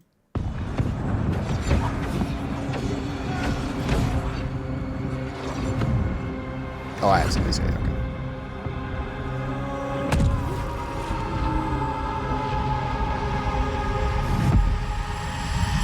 There you are.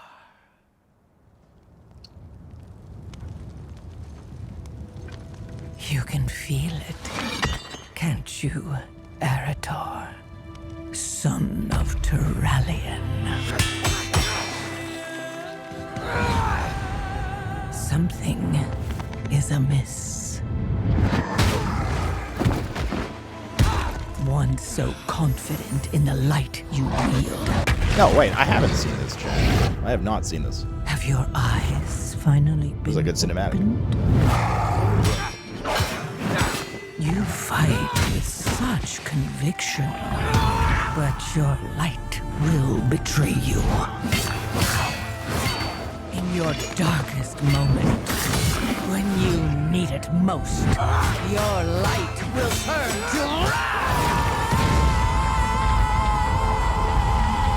And all you'll be left with is ashes.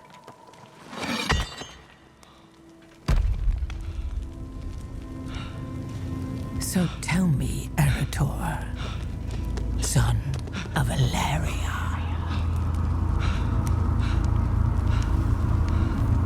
can you feel it?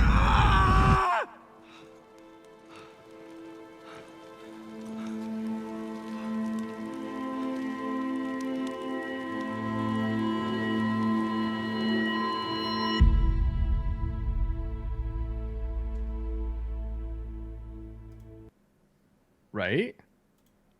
Yeah, no, I had never seen that cinematic. So That should have been the Midnight cinematic.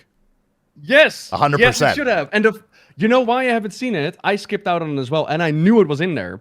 In the Sunwell cinematic, in the Sunwell scenario, there's Arathor sitting on the ground, and there's a couple of dialogue options, and one of them is like, "What happened to you? Play movie," but it's really easy to miss out on. Wait. And they So this is the only way you can see this is by that dialogue option in game. Yep. I mean, that's wild, dude. Like, Right? obviously, I missed it. Okay, so when I read, because I remember reading a few options of like play movie, what happened, and to me, my brain immediately goes to one of their like whatever cutscenes, you know, of like just the character models. I was like, man, I don't need to see this shit, right? I didn't think there was a full 2-minute badass CGI. That is wild that they hid that there. Absolutely. Yeah, insane. It exactly. is one Like of the people in best- chat are saying, like I thought it was just like, oh, like do you want a summary of what? I mean, technically it is a summary of what happened, but like you know, in my brain, it's a summary of like, you know, generic, like blood elf models fighting generic shadow creatures, in-game model stuff. I was like, yeah, I already know what's It's the happening. expectation, yeah. Because there are a whole bunch of NPCs who's like, what happened here? And you get a cutscene that you already saw, like maybe the intro one. Yep. So absolutely wild. And yeah, in my opinion, this one is better than the Oh, yeah. one with Illyria praying. My- It's incredible to like get people into the game. My biggest, or one of my biggest complaints with the Midnight Cinematic was I don't know if you and I talked about this, but one of my biggest complaints with the Midnight Cinematic is it was some of the most iconic expansion cinematics had that, for lack of a better term, that oomph moment, you know, that like holy shit moment, right? Like the craziness, like the things that makes your hair stand on end and it makes you hyped. You think Sylvanas Banshee scream, right? Think like You Are Not Prepared Illidan stuff from back in the day. You know, We Will Never Be Slaves. And to me, this cinematic was just missing that. And for me, the hype moment, not the Arathor one, the Midnight Cinematic. And for me, the moment that was supposed to happen was when Leodrin's like prayers at the Sunwell were answered, and the hand wasn't on her shoulder. And I was like, holy fuck, it's like, you know, Tyrion or Uther or something. And it was like nothing happened. And they all just like rushed into fight. I was like, what the fuck? Where was my moment? Where was the holy shit, you know? So I will say the one-liner, but I remember how much hate that cutscene got. And I was like, I like, for me, my lore-loving heart was like, but I think that's also, again, that's like a different experience, because for me, what resonated a lot with that one is Liadra's history from back in the Burning Crusade, where they ate Anaru, and they felt like we could never find forgiveness in the light. We could never atone for our sins. Mm-hmm. And so she is praying at the Sunwell, the regular old lines that she's just doing automatically, until she lets go of all pretense. And she's like, look, listen, right? I know what I've done. I know I'm not worthy of your blessing, but for my people, please send help. And it responds. And to which Lor'themar gets his line, like, you couldn't even break one elf. And they push back Xal'atath and all that. For me, I heard response like nothing happened. I'm like, did you not see the battle with Xal'atath and like Lor'themar and Illyria, like of Liadrin? For me, it resonated, but again, everybody's gonna have their own own experience with those things. I think it's because your approach was from a very fundamental lore perspective with mass lore knowledge, whereas mine was from a like pea-brain, you know, Marvel movie loving guy who's like, oh, I just want to see like crazy shit happen. You want to see Arathor fight? I know. I want emotion to be stirred, right? Whether it be a holy pog moment, you know, and it's not just even about the holy shit moment, because the War Within cinematic was also fantastic, and that was a different pace of holy shit moment with Thrall and Anduin, right? And the holy shit moment of that is when Anduin almost loses himself, right, and holds Thrall at sword point. Not the man anymore. Oh, such good delivery. Like, but even that got the response like anime should just man up. Like, oh no, see, I personally didn't feel it from that, but from this cinematic, it was like, I appreciate it was cool, and I appreciate the big moment with like her prayers being answered, but I don't know, just like in its complete raw form, I was just kind of like, where's the big moment? Is it still coming? Where's the who? You know?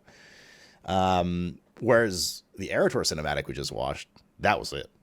The moment he exploded, right, in the light, ashes on the tattoos, you're like, holy shit. Holy fuck, that's super cool. A battle between light and void. Light is losing itself. The void is... Yeah. Xal'atath is teasing and like putting her eyes on her, like, oh shit, Xal'atath, you're in her sights. What's going to happen to you? Mwah. And this is the Arathor that I wanted to see in-game so much more. I wanted to see this badass wielder of the light, and I just... And the thing is... And to link it back into your question / discussion earlier, seeing this Arathor cinematic spiked my adrenaline. I want to know more now, right?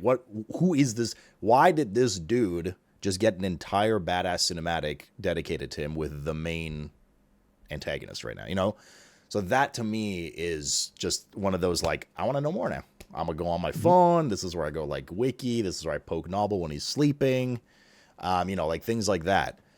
So yeah, that should have been 100%. That should have been the Midnight Cinematic, and the Sunwell. Well, I guess it wouldn't have made sense to do it after, but that one should have, like the other one should have been, I don't know, like complimentary material or something. Or like an opener when you go into Midnight, and be like, oh, what happened just now, and that would be, oh, you know, we're being summoned in. They could have easily rotated around.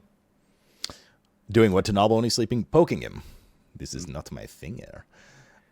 But okay, back to the story, we were talking about Zul'Aman. So we've done Herendar, we've done the forced intro, we've done Arathor's journey, and now we're up with the Amani trolls, where like they had to deal with the history of their with the grandfather, with Zul'Jin. And what I found really cool about that storyline is when they announced it, I was worried that Zul'Jin was going to be like, okay, dumbass brother, he's going to be the bad guy. It's going to be Zul'Jin 2.0, and Zul'Jara is going to be the epic hero. And while Zul'Jara is definitely epic hero, Zul'Jin is not lowered to make her look better. Right. Zul'Jin is simply different mindset. He is more old school. He's more like his grandfather, whereas Zul'Jara is like, I want to maintain what we have and grow where we are. He is like, nah, this is all troll land.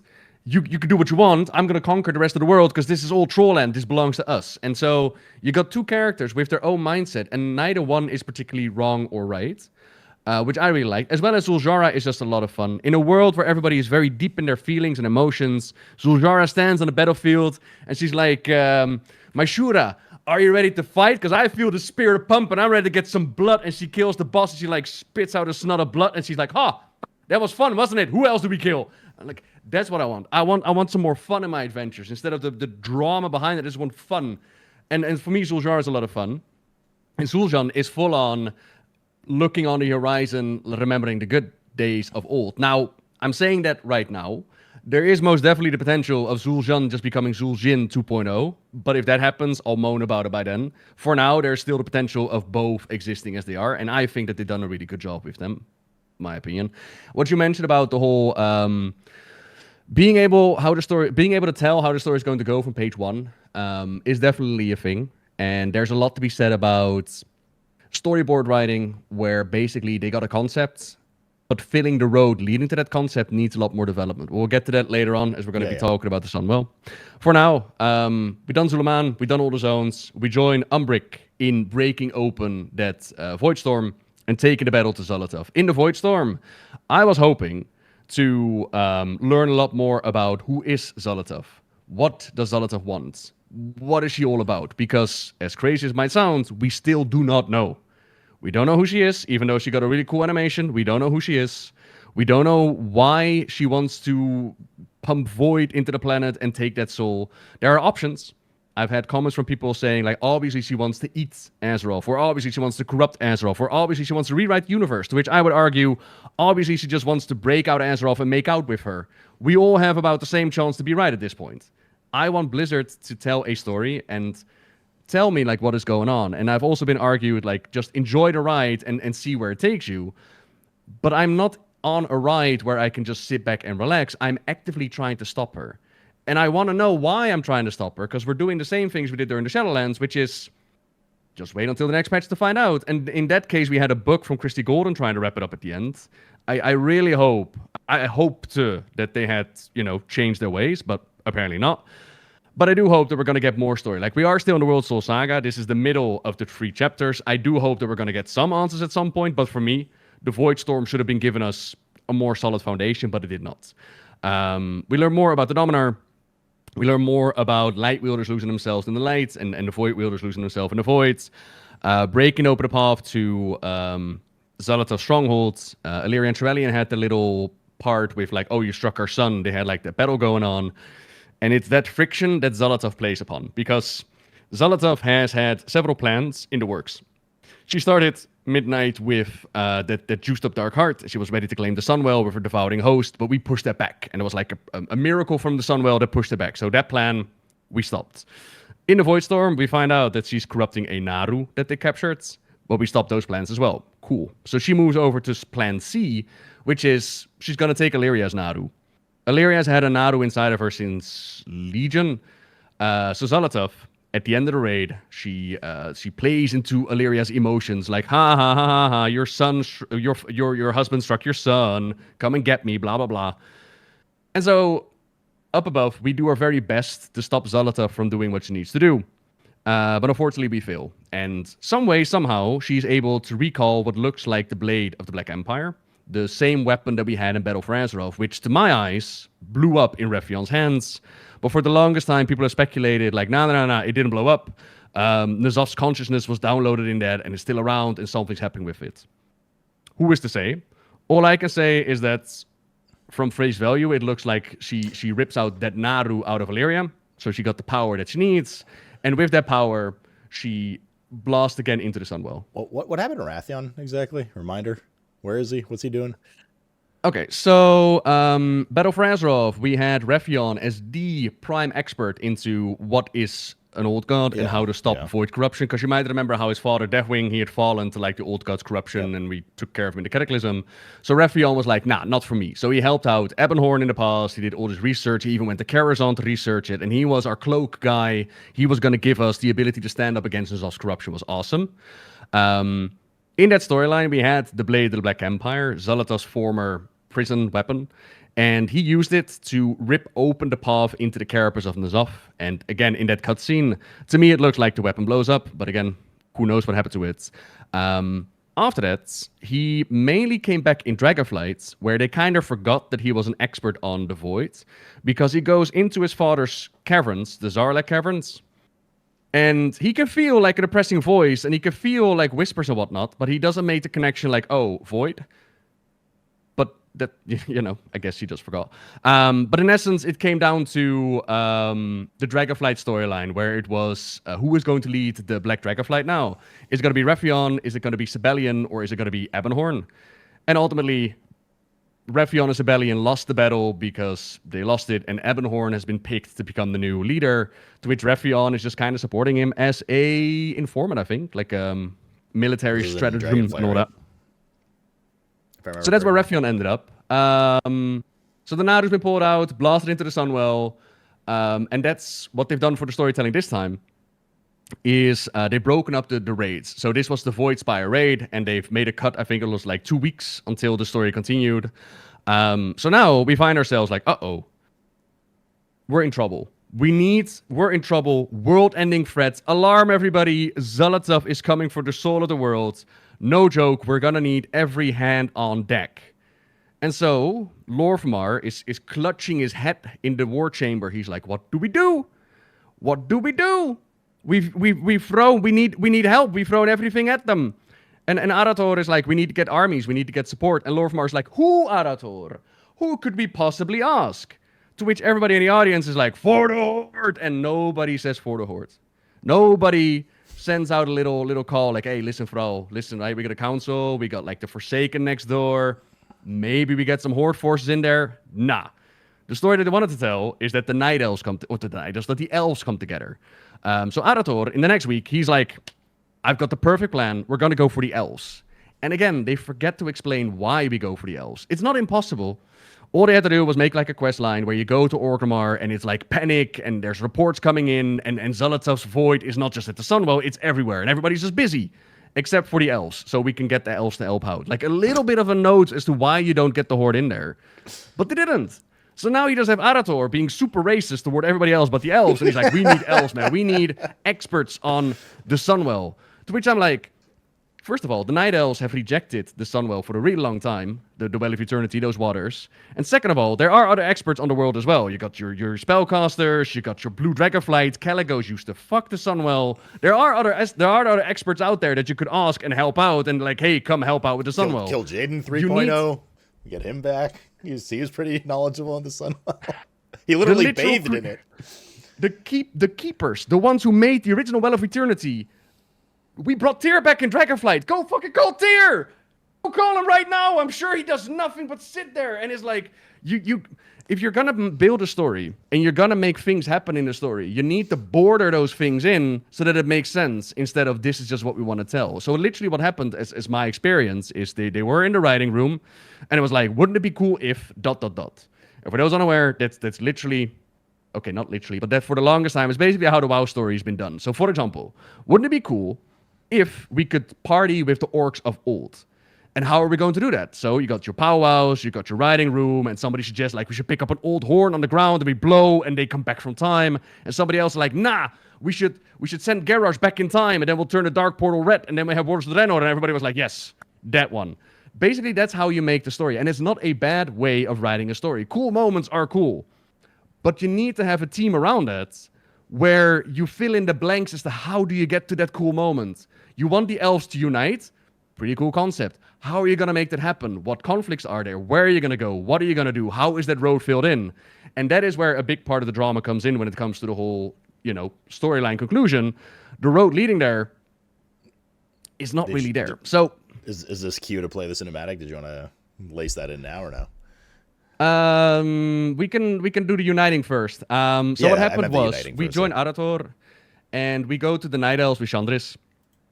And for me, again, it's the backdrop of the world is ending. So for me, old threats, old hatreds kind of fall to the wayside if the world's about to die. For me. Especially when, with the Night Elves, everybody worked together to get them a new world tree in Dragonflight. So the whole burning of Teldrassil and that hostility, I understand 100% that there are Night Elves out there that feel like we should not work together with them. But your world is about to end. And I'm pondering, like, how is that still a conflict in that moment? Because now you put a timer on it. You put we got to get rid of this conflict because we got things to do. And I'm like, why would you put a timer on it? But okay, We go to the Night Elves. The Night Elves, they offer their support. We go to the High Elves, who still have to deal with the Purge Dalaran from back in Mr. Pandaria, because now Aphis, even though Aphis, he showed up in Legion to join the Kirin Tor again. He's been buying gifts to Jaina to rekindle their friendship, but now Aphis is pissed off at the Silver Covenant again, and somehow Verisa of the Silver Covenant has the crown of Anastarian in her possession. To which I'm like, why do you have that crown? And she says, I swear to you, she says in this text, I'm not using this to bribe them, but you are. You're giving them something that they would like in order for you to get something that you are bribing them with the crown. Just because your text dialogue says this is not what I'm doing, that does not mean that you're not doing it. And she's literally hunted by ghosts. Literally, there are the ghosts of fucking Dalaran that hunt her now, like Lord of the Rings ghost army, and she's like, can you go clear those ghosts out? And I'm like, I should ask those ghosts to help us. That is literally what we should be doing right now. But either way, we get the High Elves, we stand in front of the gates, and we convince Aphis, like, hey, buddy, either you let us in or you die, and you know, here's a crown, and let us in. He's like, okay, come on in. So we got the High Elves, and then we got the Nightborn. That one is a lot easier. The Nightborn is actually really cute. They're like little callbacks to Legion. We go through a delve, and the Nightborn are part of the team. Bada bing, bada boom. You never guessed it. We teleport all our units at the end of this quest line. So why don't we teleport in the Hordes? Good question. You should ask Blizzard that. Either way, we're ready for the March to Quel'Danas. Let's go. Let's go save the Sunwell. We do the raid. And there's a couple of topics that we can dive in there. We can dive into the end cinematic, or we can dive into how the battle ends. Your call. I would say the battle ends first, but that's your call. Wait. So which did you want to play, the Elf cinematic or no? Is that what you were saying? No, I would play the Xal'atath, March of Quel'Danas end cinematic. Yeah. The end of raid one. Okay, 1 second. Yeah. With our friend coming back. To build this up.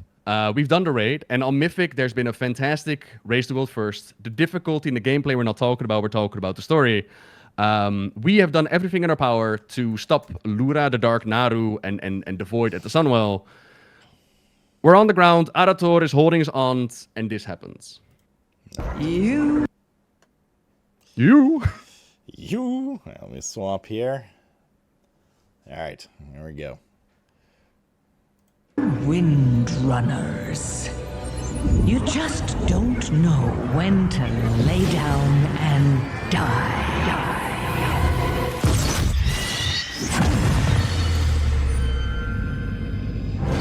We Windrunners are just stubborn that way. You? I honestly didn't factor for you. Comes for all, Xal'atath. Even your wretched kind.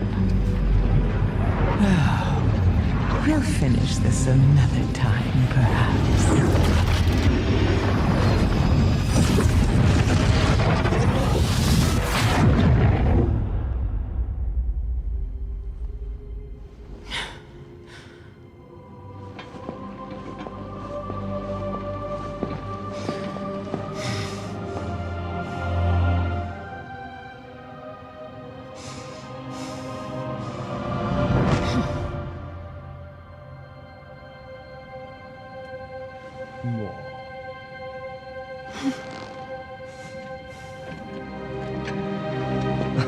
I thought you said you could never leave the moor.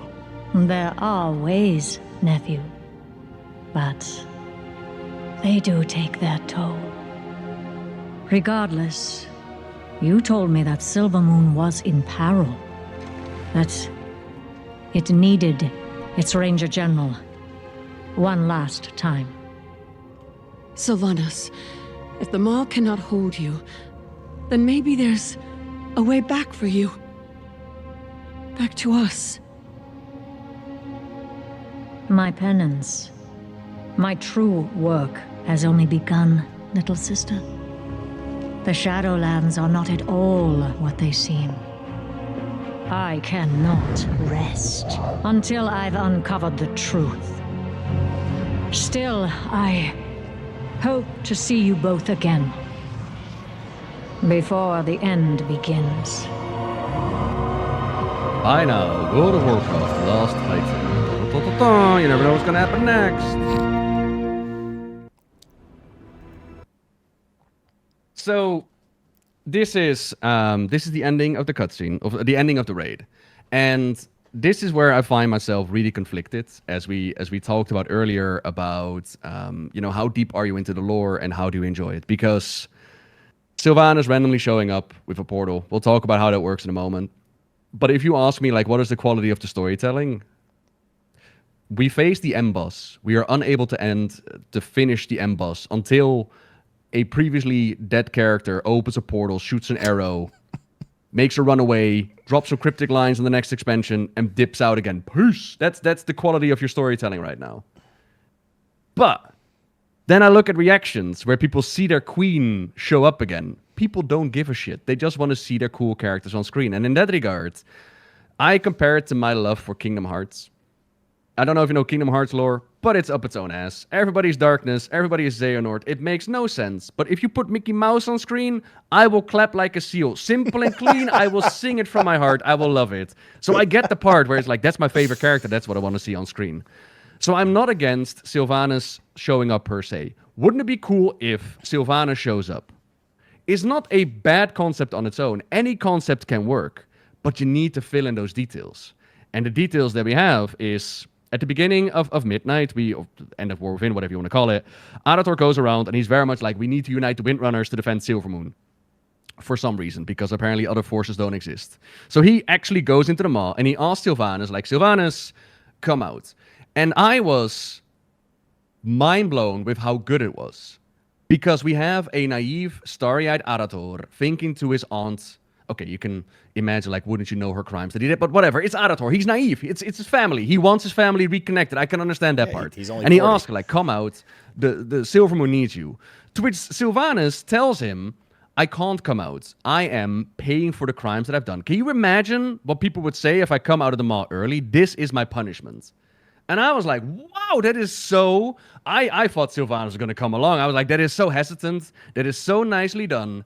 That is taking credit for what you've done with the story in the past and making sure that you recognize what happened. Then we do that storyline with uniting the elves and asking them for their help. And literally, after he visited Chandris, who is still very upset about the burning of Teldrassil, he says, man, I wish Sylvanas was here. And I thought to myself, that's a really weird thing to say. That just means that you've learned absolutely nothing on your journey. Sylvanas herself told you that she should not be here, but it was not a weird thing to say, because it was them setting up that Sylvanas was going to open up that portal, disregarding her punishment, shoot out an arrow, and bail again, and save the day. And I'm like, that's having your cake and eating it too, Blizzard. You can't have you're doing it both ways. As well as, again, they forgot to border it in, because now you have Sylvanas opening up a portal, and there's a lot of discussion about her being the first Maw Walker, and of course she can get out of the Maw, and blah, blah, blah. That's fine. There are rules and things and studies you could do that's why she can leave the Shadowlands. However, if you don't tame the rules as to what she can do, if you don't explain how she was able to do this, then what is stopping anybody else from doing it? Why isn't Kilfa Sunstrider throwing a fireball out of the Maw at Xal'atath? Why isn't Varian showing up, or Sourfang, or Ronin? Let Ronin, citizens of Dalaran. Why aren't they allowed? Why is it that Sylvanas gets this moment? Because, and again, there are rules that you can imply. There are things you can put in there. But if you're not putting them in there, I'm going to ask these questions and be like, why not? Right? And I've had somebody comment, wouldn't it have been awesome if Sylvanas walked out of that gateway with like chains around her that were like pulling her back and like ghosty skeletal hands that you could visually see that it takes a toll on her to get out of there. And then you give it a reason as to why she doesn't finish her sentence. Because right now, she literally in that cutscene, she drops her, but the true death is waiting. And she smirks at the camera. She barely winks at it and come play the next expansion. But there is no reason why she doesn't finish her sentence. Why are you being vague? Explain! Because user consumer interest novel is why. It's called vague posting on social. But give it a reason that she vague post. And well, the reason is because it gets everyone going, ooh, what is she talking about? What's going to happen? All that kind of stuff. I mean, that part I agree with. I am actually interested, like, okay, what are we doing with that Shadowlands storyline? But again, wouldn't it be cool if Sylvanas shows up and drops some mystery on what's going to happen in the Shadowlands? Could be cool. how, why, what, all that stuff, that road that leads there, is what I'm missing. I was not a fan of this moment, but I will devil's advocate here for a second in that all that you're asking is going to be revealed, right? You're just genuinely curious now, and But the moment has already happened. well, the moment has happened to pique your interest, and the explanation as to how and why doesn't have to be in that moment. It can come later. It can come later as a flashback. I disagree. Too. Okay, so if Sylvanas can make a portal at the Sunwell, and it's at the exact right moment, now I won't be that nitpicky, like, oh my god, it's at just the right moment that the portal opens, meaning, does she have like a camera in the Sunwell? Yeah. I won't be that guy. No, I will be. What do you mean? She's literally like in dialogue with Xal'atath as she came out of the portal and shot the arrow. It's like, how you've been like sitting there for like 10 years waiting for this moment. She was waiting for the portal. Like, she's already farming like, this is my moment. But my question is, if she could do this, right? Sure. Then why didn't she shoot it at the Void Spire before Xal'atath stabbed her sister? Why didn't she do it when the Ophidio stole the Dark Heart out of the hands of fucking Gallywix? There is no rule to this portal, so I'm gonna ask you, why? Well, all I'm saying is that regardless of the quality of delivery, they can still answer that why question. They can answer it in a year with a flashback in Last Titan or whatever. Like, your question is True. why. That doesn't mean they can't answer it later. Would it have been better delivered now or with a with a lead up so you can that why is answered in that cinematic? Sure, absolutely. But there's for them, I guess, there's nothing preventing them from like some cinematic in 13.0 or something going like it's like a flashback cinematic of Sylvanas in the mall, and this is how she did it. And you're like, that's the thing from like a year and a half ago. You know what I mean? Yeah, but that's my point. Sure. Yes, they can do that, but that doesn't take away that in this moment it's shit storytelling.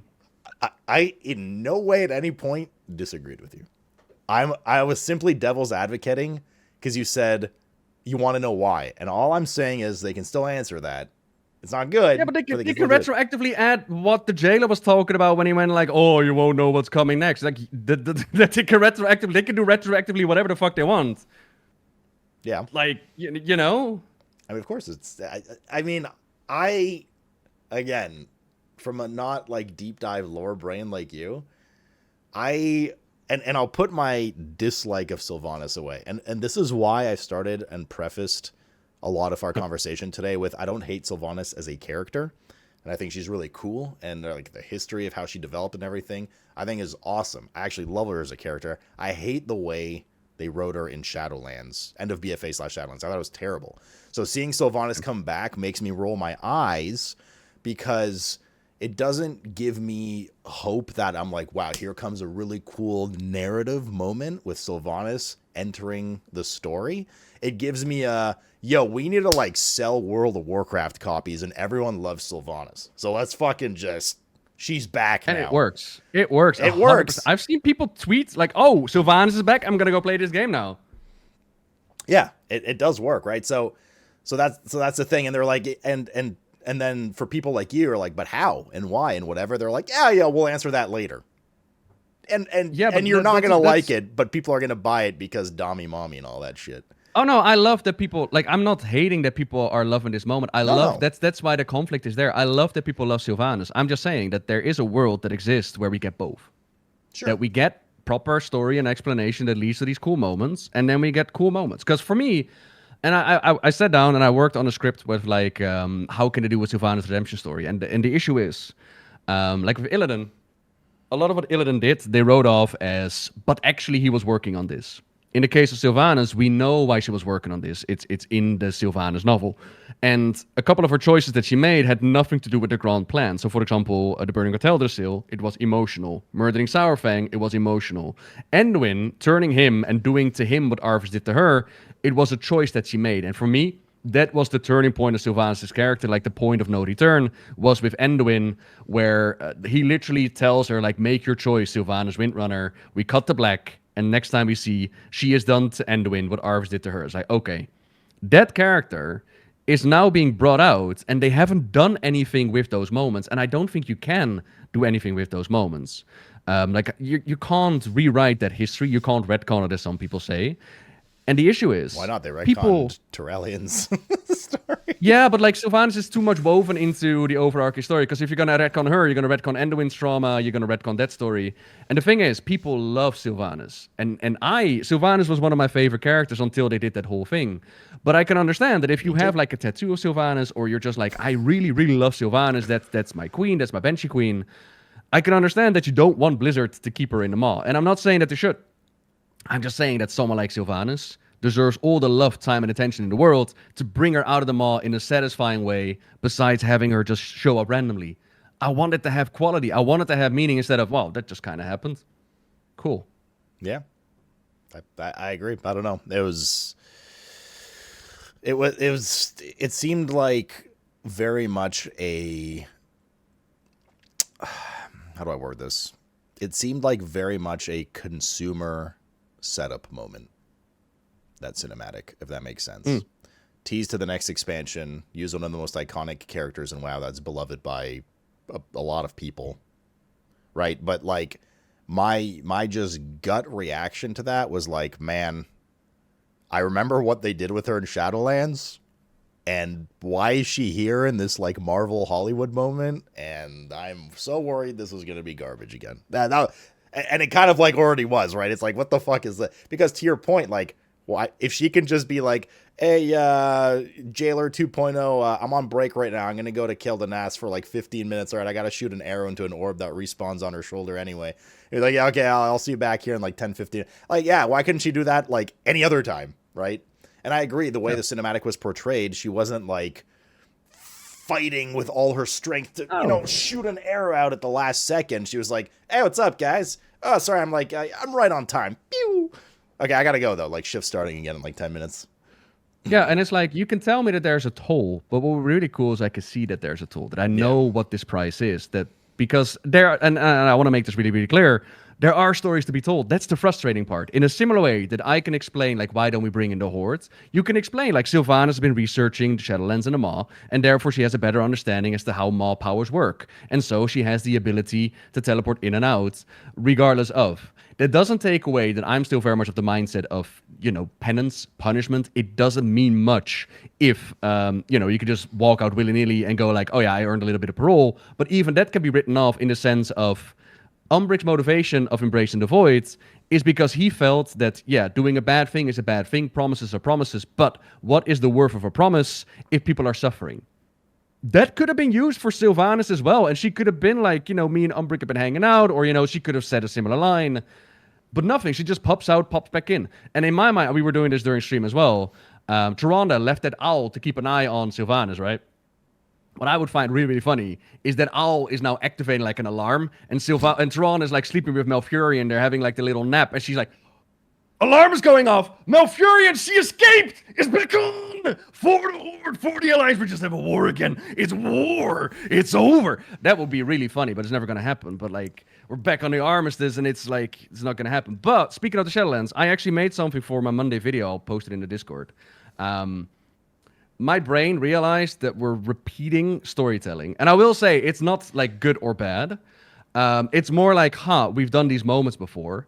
And I'm really curious if this is done on purpose, and so they want to redo it so they can do it better, or if we're just repeating the world. Like, don't mind the blabbering behind it. That's just me blabbering. Do you want me to put this in chat, or is this private, this video? No, you can show it up on stream. I would mute me because the blabbering I'm doing is like the script I'm telling. I mean, you can put it up there, but it doesn't really hold. It's literally just the visual. Oh, okay. Well, it's only 48 seconds. Okay, 1 second. It's all possible. All possible, but it's also possible that all she wants is to break out Azeroth and make out with her. Or maybe she just wants Azeroth to be free because she knows more about what the Titans have done, and she is all about freedom and free will. There are many possibilities as to what Xal'atath really is about, and what she really wants to do, and I'm of the opinion that I should know by now what that is, as you're making me try to stop her. It's the same way that they told the story back in the Shadowlands, with even the very same discussions happening online. And I'm not saying that that mystery should not be part of the storyline. Dragonflight, while absolutely not perfect, it told its main story. It didn't have me try to guess and fill in the blanks and gather puzzle pieces, and it still had a mystery running in the background. But hey, All right. I thought it was kind of funny that the moments are very much lining up. So next up, we're gonna have Xal'atath on the ground that goes like, "You don't know what's gonna come," and then And then turns out that Truth Guard had an evil person inside of it all along. For Xal'atath 2.0. Yeah, there's I saw a lot of well, I mean, I guess we'll lead into it with the elves at the Sunwell cinematic.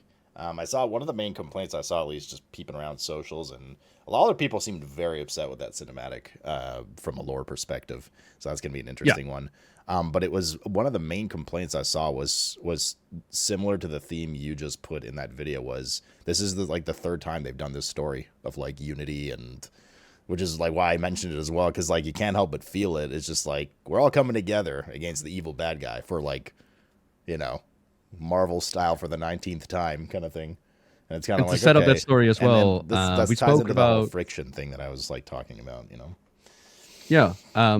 For that cutscene, we spoke about how Arathor went out and got like the elves to help out. They did that, and then they did the raid together. Like we fought our way into the raid, and then this is basically the celebration. We were left with a Sunwell turned Darkwell, and all of the elves they need to come together and they present like a gift, but they also very quickly jump over the conflicts that these elves have. Now, for the sake of argument, for fairness, it's not like they're hugging it out and they're besties now, like everything is forgiven and forgotten. That is not what's happening. But armistices are signed. Conflicts are merged together, like the Silver Covenant and the Sun Reavers. They're signing a peace treaty. There's the Nightborn offering their gift, the Night Elves showing up, and then this Darkwell cutscene where at the end, Liadrin says something really interesting. And I think that is where a lot of people are like, oh, this is where we're standing, huh? You haven't played? Mm-hmm. Okay. We founded this kingdom as exiles, in search of a new home. But when we lost the Sunwell, when we nearly lost everything, in fear and grief, we cast out our own people, made exiles of them. We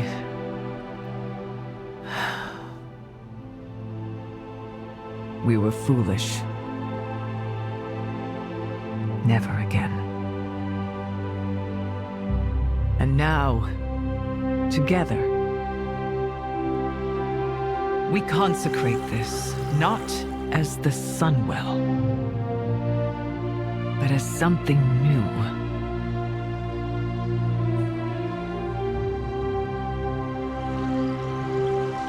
The Dawnwell.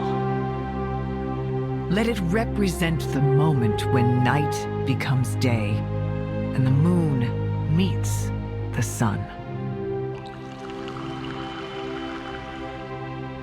Where light and shadow exist in perfect balance.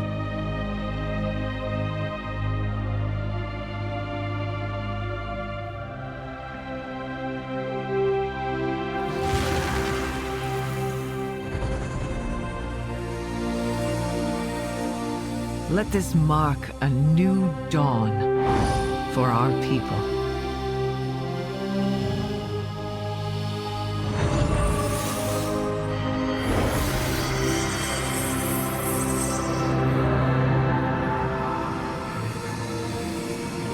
For the kingdom of Quel'Danas, our high home.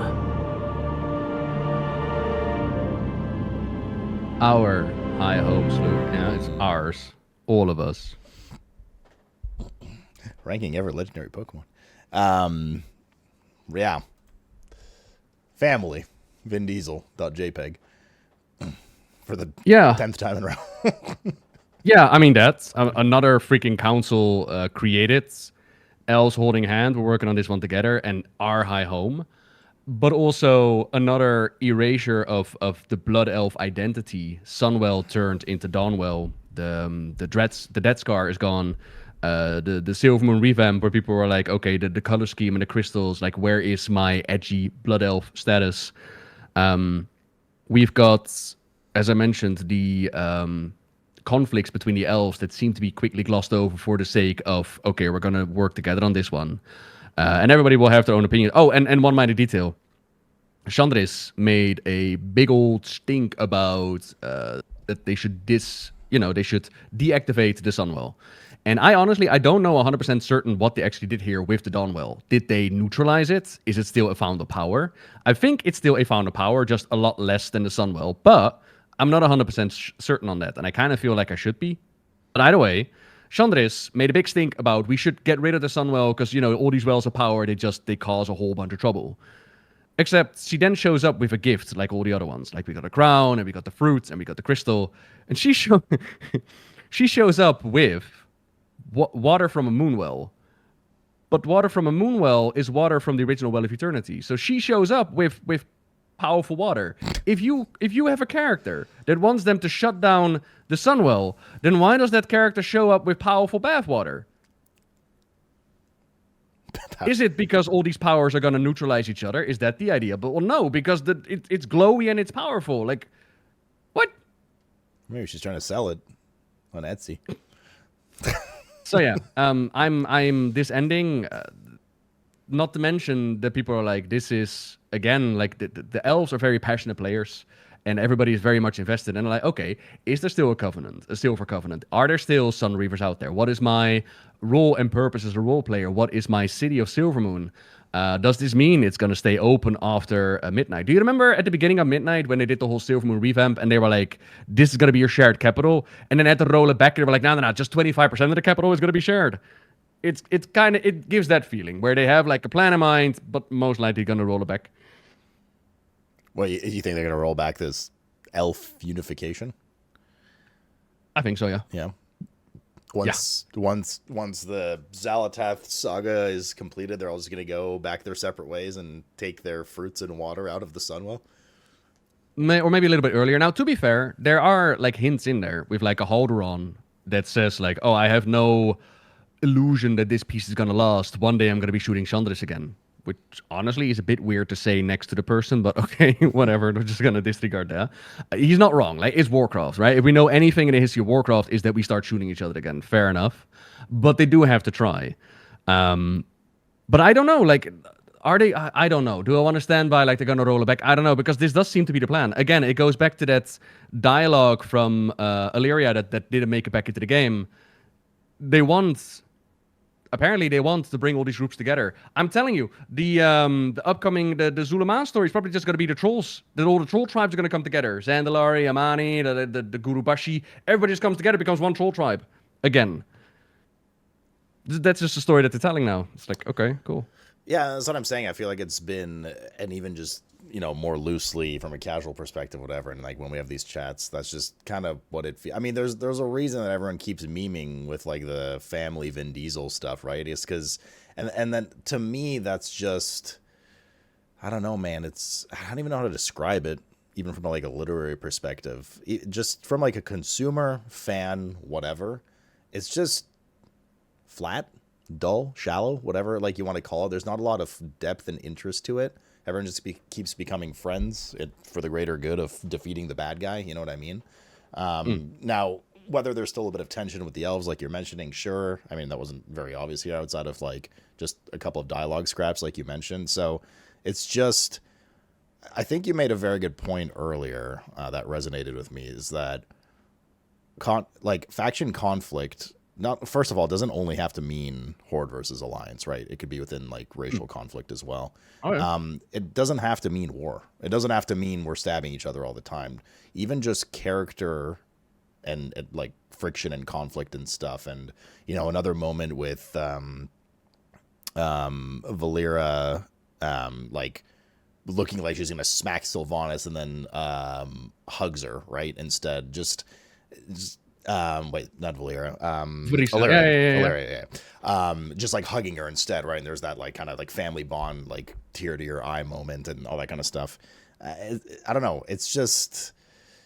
I thought that moment was cute. It was cute, but my point is, it's just part of the same theme, right? Of forgiveness, unification, greater good, big evil.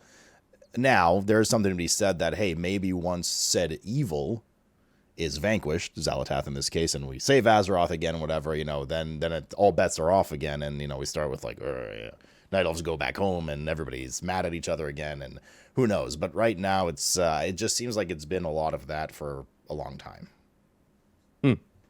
I guess, from my perspective. No, it's definitely, it seems to be a repeating theme of bringing things together, and we end up with a big old group speech where everybody gets to say something and we hug it out. Bye. Like in this case, what we're doing here at the Dawnwell is what we did in Dragonflight at Belameth. It's where they also offered relics to throw into the water underneath the tree, and then like all the different elves with the Night Elves were united. So yeah, it's not surprising that people feel like, hey, we've done this before. Now I will say, for me, and this is all personal, everybody's going to have their own opinion on this. I don't hate the ending of the Dawnwell. I just dislike the road that got us there. Like, there is a world where there could have been an interesting storyline where we actually dealt with the intricate dialogues and the delicate bonds between Night Elves exiling High Elves purging Dalaran, Blood Elves giving a weapon of mass destruction. That's another thing that pisses me off. The Sunreaver storyline is being brought back up with the whole Purge of Dalaran. In the entire questline, they do not mention the Divine Bell. The catalyst of the Purge is not mentioned in this storyline. If you're not going to do it right, it's not the point. Point being, there is a world where, you get the storyline and maybe let it cook. Maybe let the Darkwell exist for a while and see like, the Blood Elves are being infected again because they're so connected to their Darkwell and they're suffering and we need to do something. Like, okay, we actually have a reason to be giving up these gifts and making a new well. And Chandris can learn, like, there's more to a well of power than blaming the victims for it just existing. Because as it stands right now, she blames the Blood Elves for what Xal'atath does. And it's like, the Blood Elves did nothing but exist.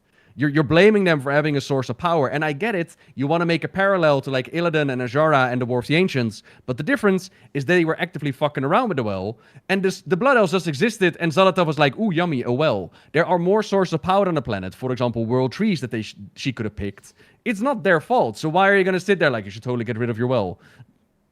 Why not create, if you want to do that storyline, why not make it so that part of the Blood Elves actually drew in Xal'atath for one reason or another? There is a world where you could tell that story. It just, you didn't. Yeah. That makes sense.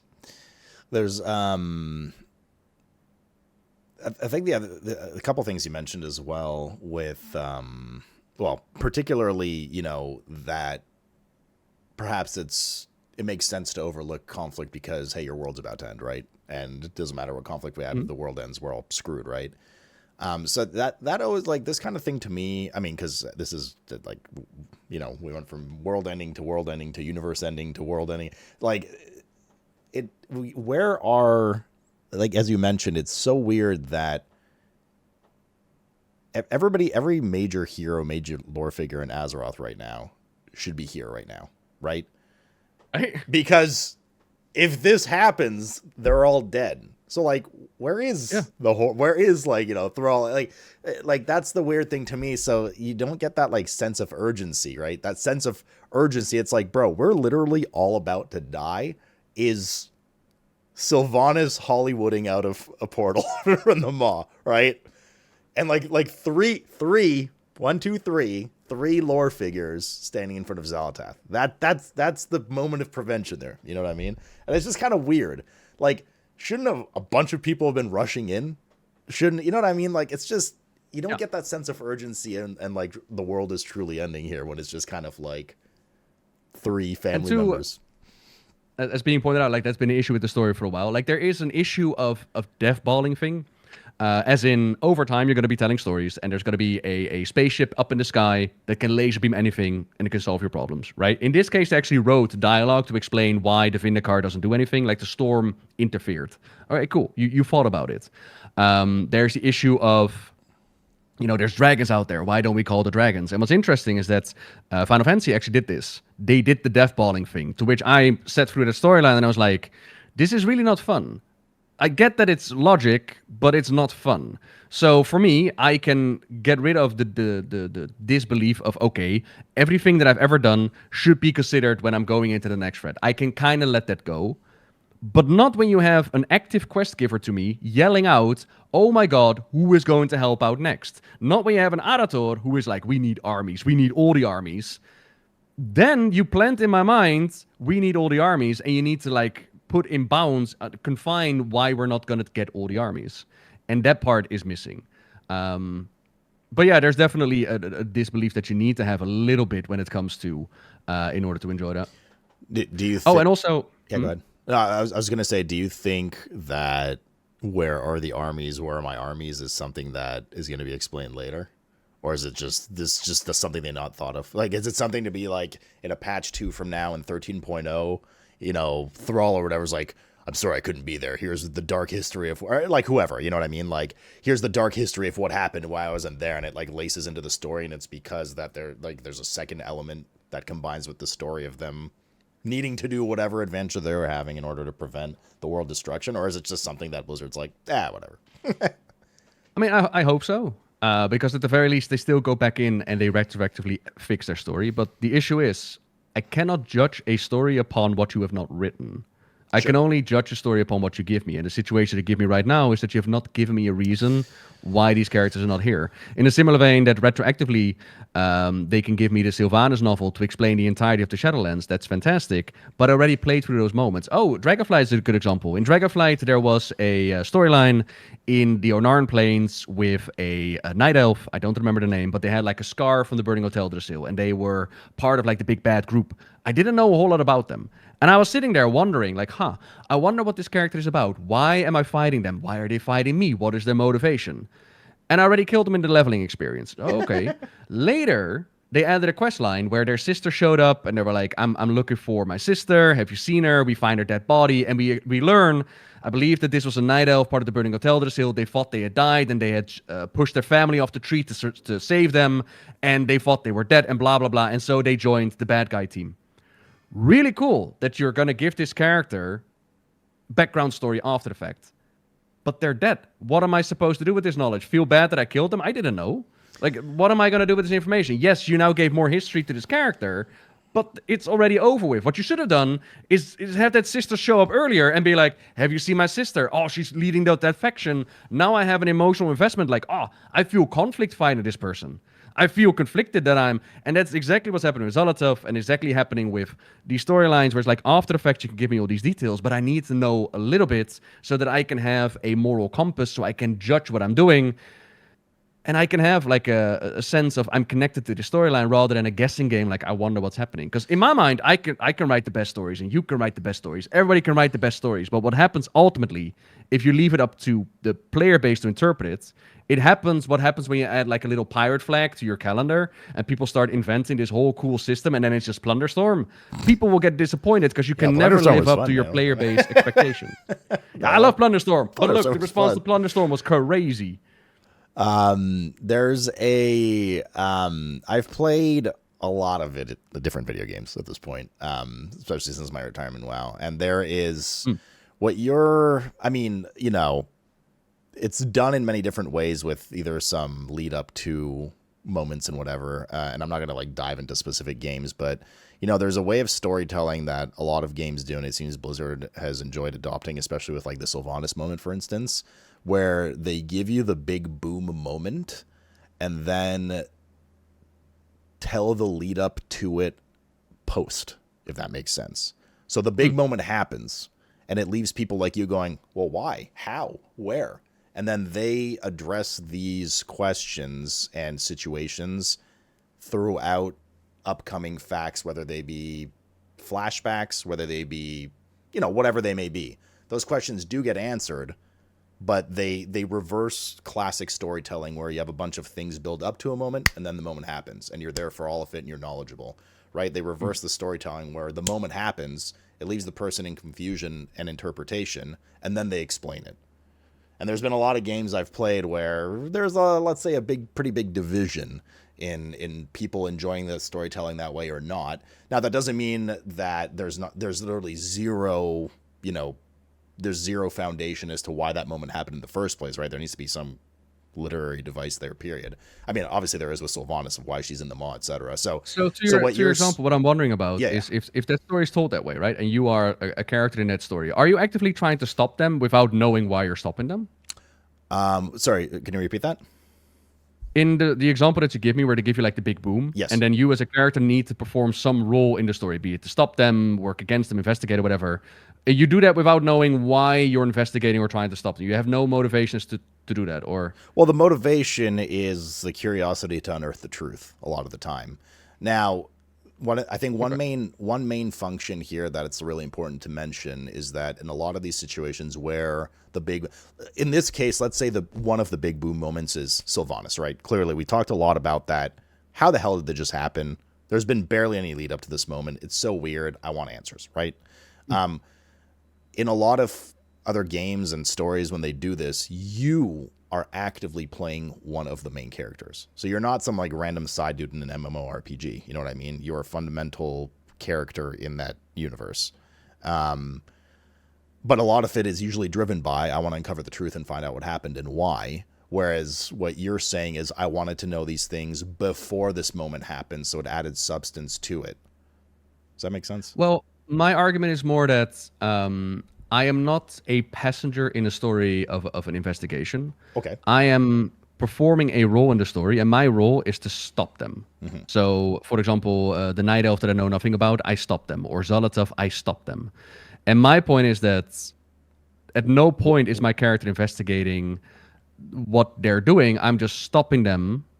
And what I would like to know is, why am I stopping them? Am I doing the right thing? Am I doing the wrong thing? Well, does your character know about Sylvanas?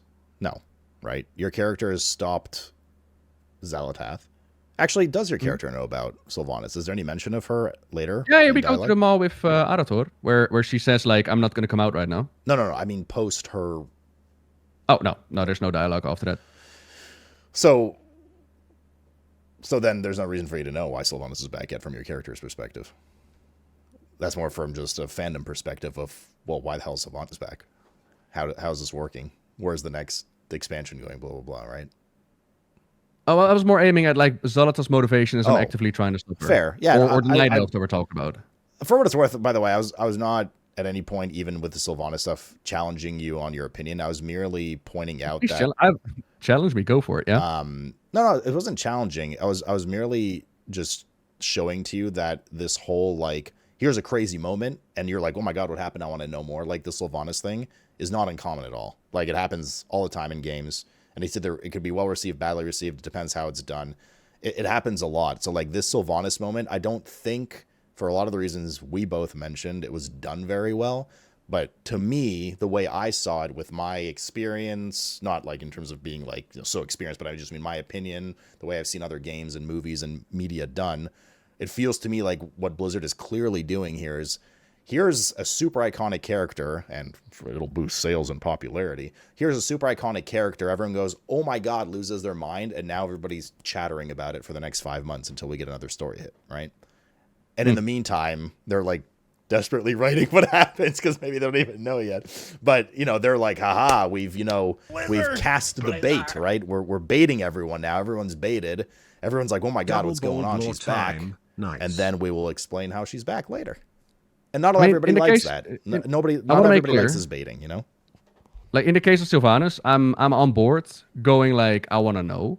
Sure. But until you tell me that there are certain things in place that bind her what she does, I will ask the questions like, okay, why has she done it before? Why aren't other characters doing this? But in the case of Sylvanas, that mystery, I am not actively going out of my way to stop Sylvanas from doing what she's doing, sure, right? Yeah. So for that one, I'm like, yeah, that's cool. But mine is more towards like a Xal'atath, or like that Night Elf that we talked, or the Jailer for that matter, or Sylvanas back in Shadowlands. And in that way, I'm like, I need a bit more than characters telling me like that is the bad guy that we need to stop. And it might be really simple. Like, that's the thing. It might be just that Xal'atath wants to destroy the world. It might just be that simple.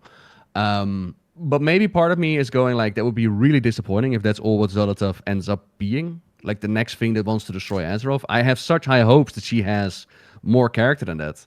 But again, I was maybe that's also expectations. Like I was expecting them to explain this in the Voidstorm so that I can have that. And what worries me is that during presentations that, for example, I think it was Gamescom, we got Blizzard on stage who goes like, Xal'atath has declared her intentions on what she wants to do now. And I'm like, no, she hasn't. What are we doing? Do you feel that this is just the depth and pace? I'm going to ask a loaded question here. Do you feel that this is the depth and pace that Blizzard lore and storytelling is moving at as a thing now? So your concerns of Xal'atath being kind of this one-dimensional character of just, aha, I'm evil, I'm trying to kill the world, is just literally what they're going for these days? And the depth and the gotcha moments and all that kind of stuff is just not like what they are writing towards anymore? No. My fear is that with the information that I've been given, there's a potential that all she is the next destroying threat of Azeroth. That could just be it. Sure. But there are most definitely hooks that are more interesting. Like we got that Xal'atath cinematic where she's like a light baby and she gets infused with the void and whatnot. There's a couple of lines where she's like, the Naru and my people, and like she got this whole history of Legion and whatnot. My fear is that those hooks are not going to be used, and instead she just ends up as being the next thing that tries to corrupt and destroy Azeroth. Sure. Which I would find really disappointing. So I was hoping to get more pieces of the puzzle that makes me go like, this is what Sylvanas is. And Xal'atath is, and we haven't really been given that.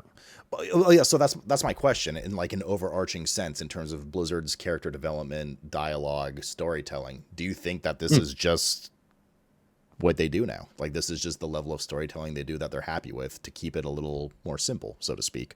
There's evil, we're uniting against evil, we have to stop it to save the planet. Like, do you think that you're digging at something deeper based on how they used to tell their stories or characters were developed from the RTS and all that kind of stuff and are getting disappointed? Or do you truly believe that, like, because I mean, it was the same thing with the Jailer, right? A lot of the issues with the Jailer and like his writing and like, why are we doing this, and his depth, and like suddenly the greatest threat to the universe that I just learned about, this expansion is here, and I guess we're going to stop him because that's what we do and we want gear and eye level.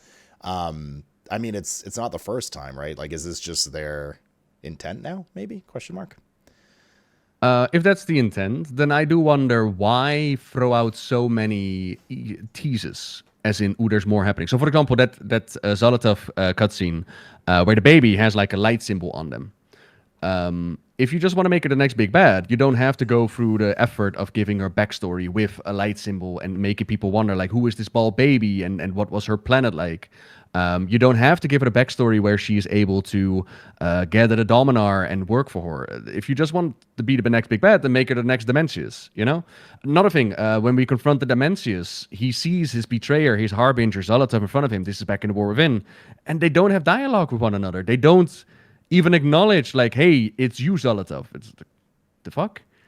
That's more the idea that, like, with the Jailer...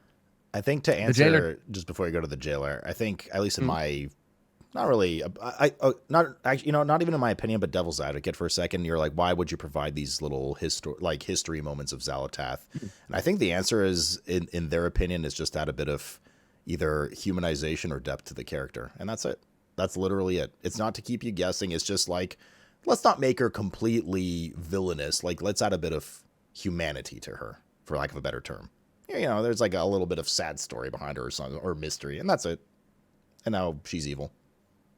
So the idea would be, I don't know. They have explained what Xal'atath is. I'm just holding on to an imaginary hope that there's more to her, is basically the idea then. Yeah, but and what I'm saying is, I don't know if you're going to get that, because I think Blizzard's just happy with the little tidbits they've given you, and they think that's enough. Potentially. I'm just, I'm devil's advocating right now, right? And to that, I would say, my opinion, they have not given me enough, and it would be an absolute waste if this is it. Sure. Okay.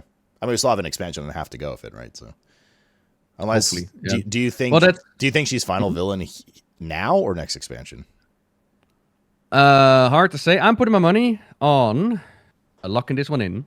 And it's speculation, not spoilery. It's imaginary. We're gonna do a big old troll patch.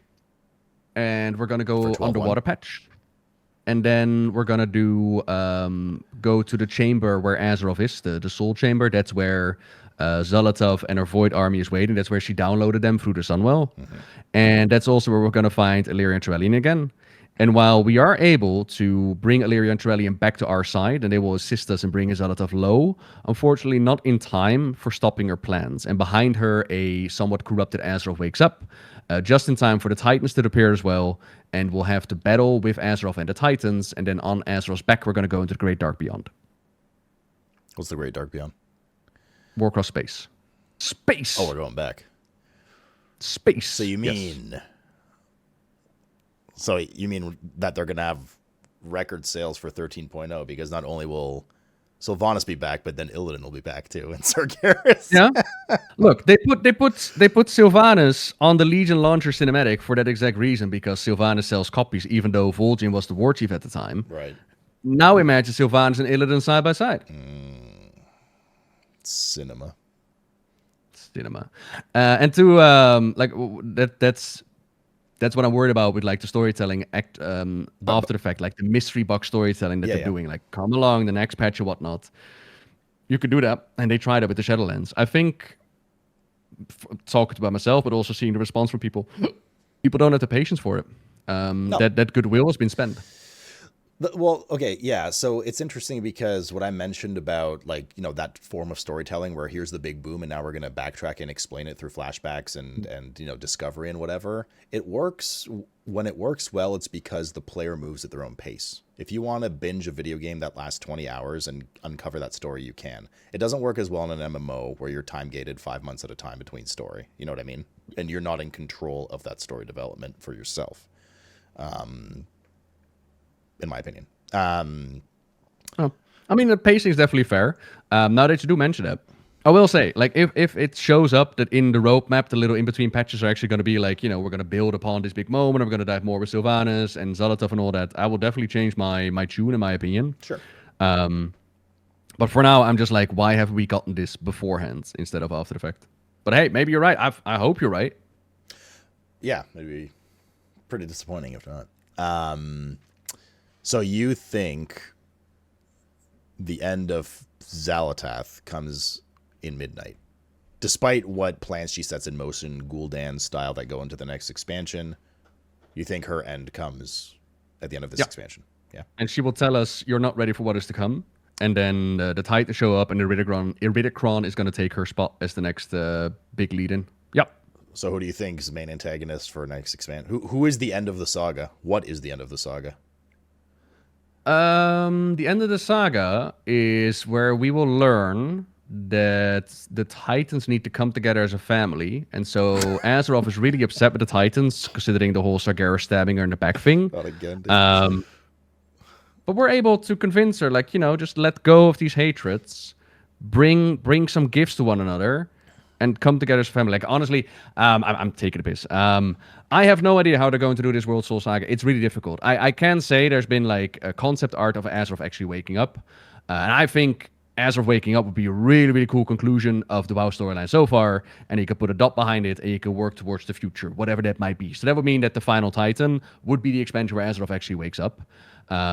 We know from the presentation that the Titans are going to show up in the final Titan. We know that Iridikron is waiting in the background. And we know that Northrend is going to play some part. Now, we're going to think about Northrend. If the Void is still going to be a thing, they could tie it in with, like, Sylvanas and maybe, like, the undead having a more higher resistance towards, like, Serenite, which was the blood of Yogg-Saron and the corruption of the Void.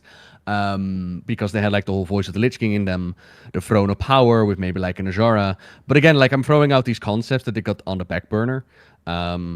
It's really difficult to say, like, where are they going to take this, because we don't even know what's next. Like, we know that Xal'atath went down below with the Void army, but like I said, we don't know why. We don't know exactly what she wants to do. She got her sights set on that World Soul, that she wants to do something with it.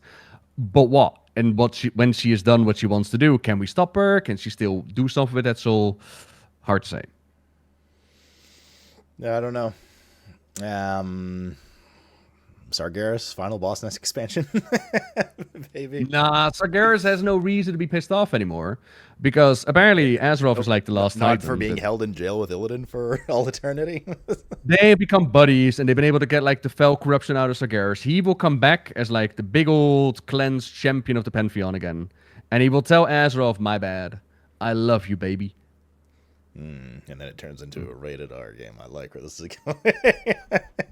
I mean, tell me the ending of Legion. But yeah, I honestly, like, no joke, I think Sargeras is going to come back cleansed. I imagine that.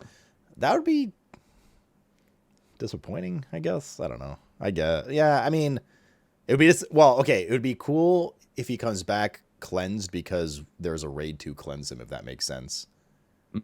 Because that is just such a, like, we've been waiting to tee off against Big Daddy Sargeras for all time in WoW, and then all of a sudden he's like, hey guys, I'm back from rehab with Illidan, with Dr. Illidan.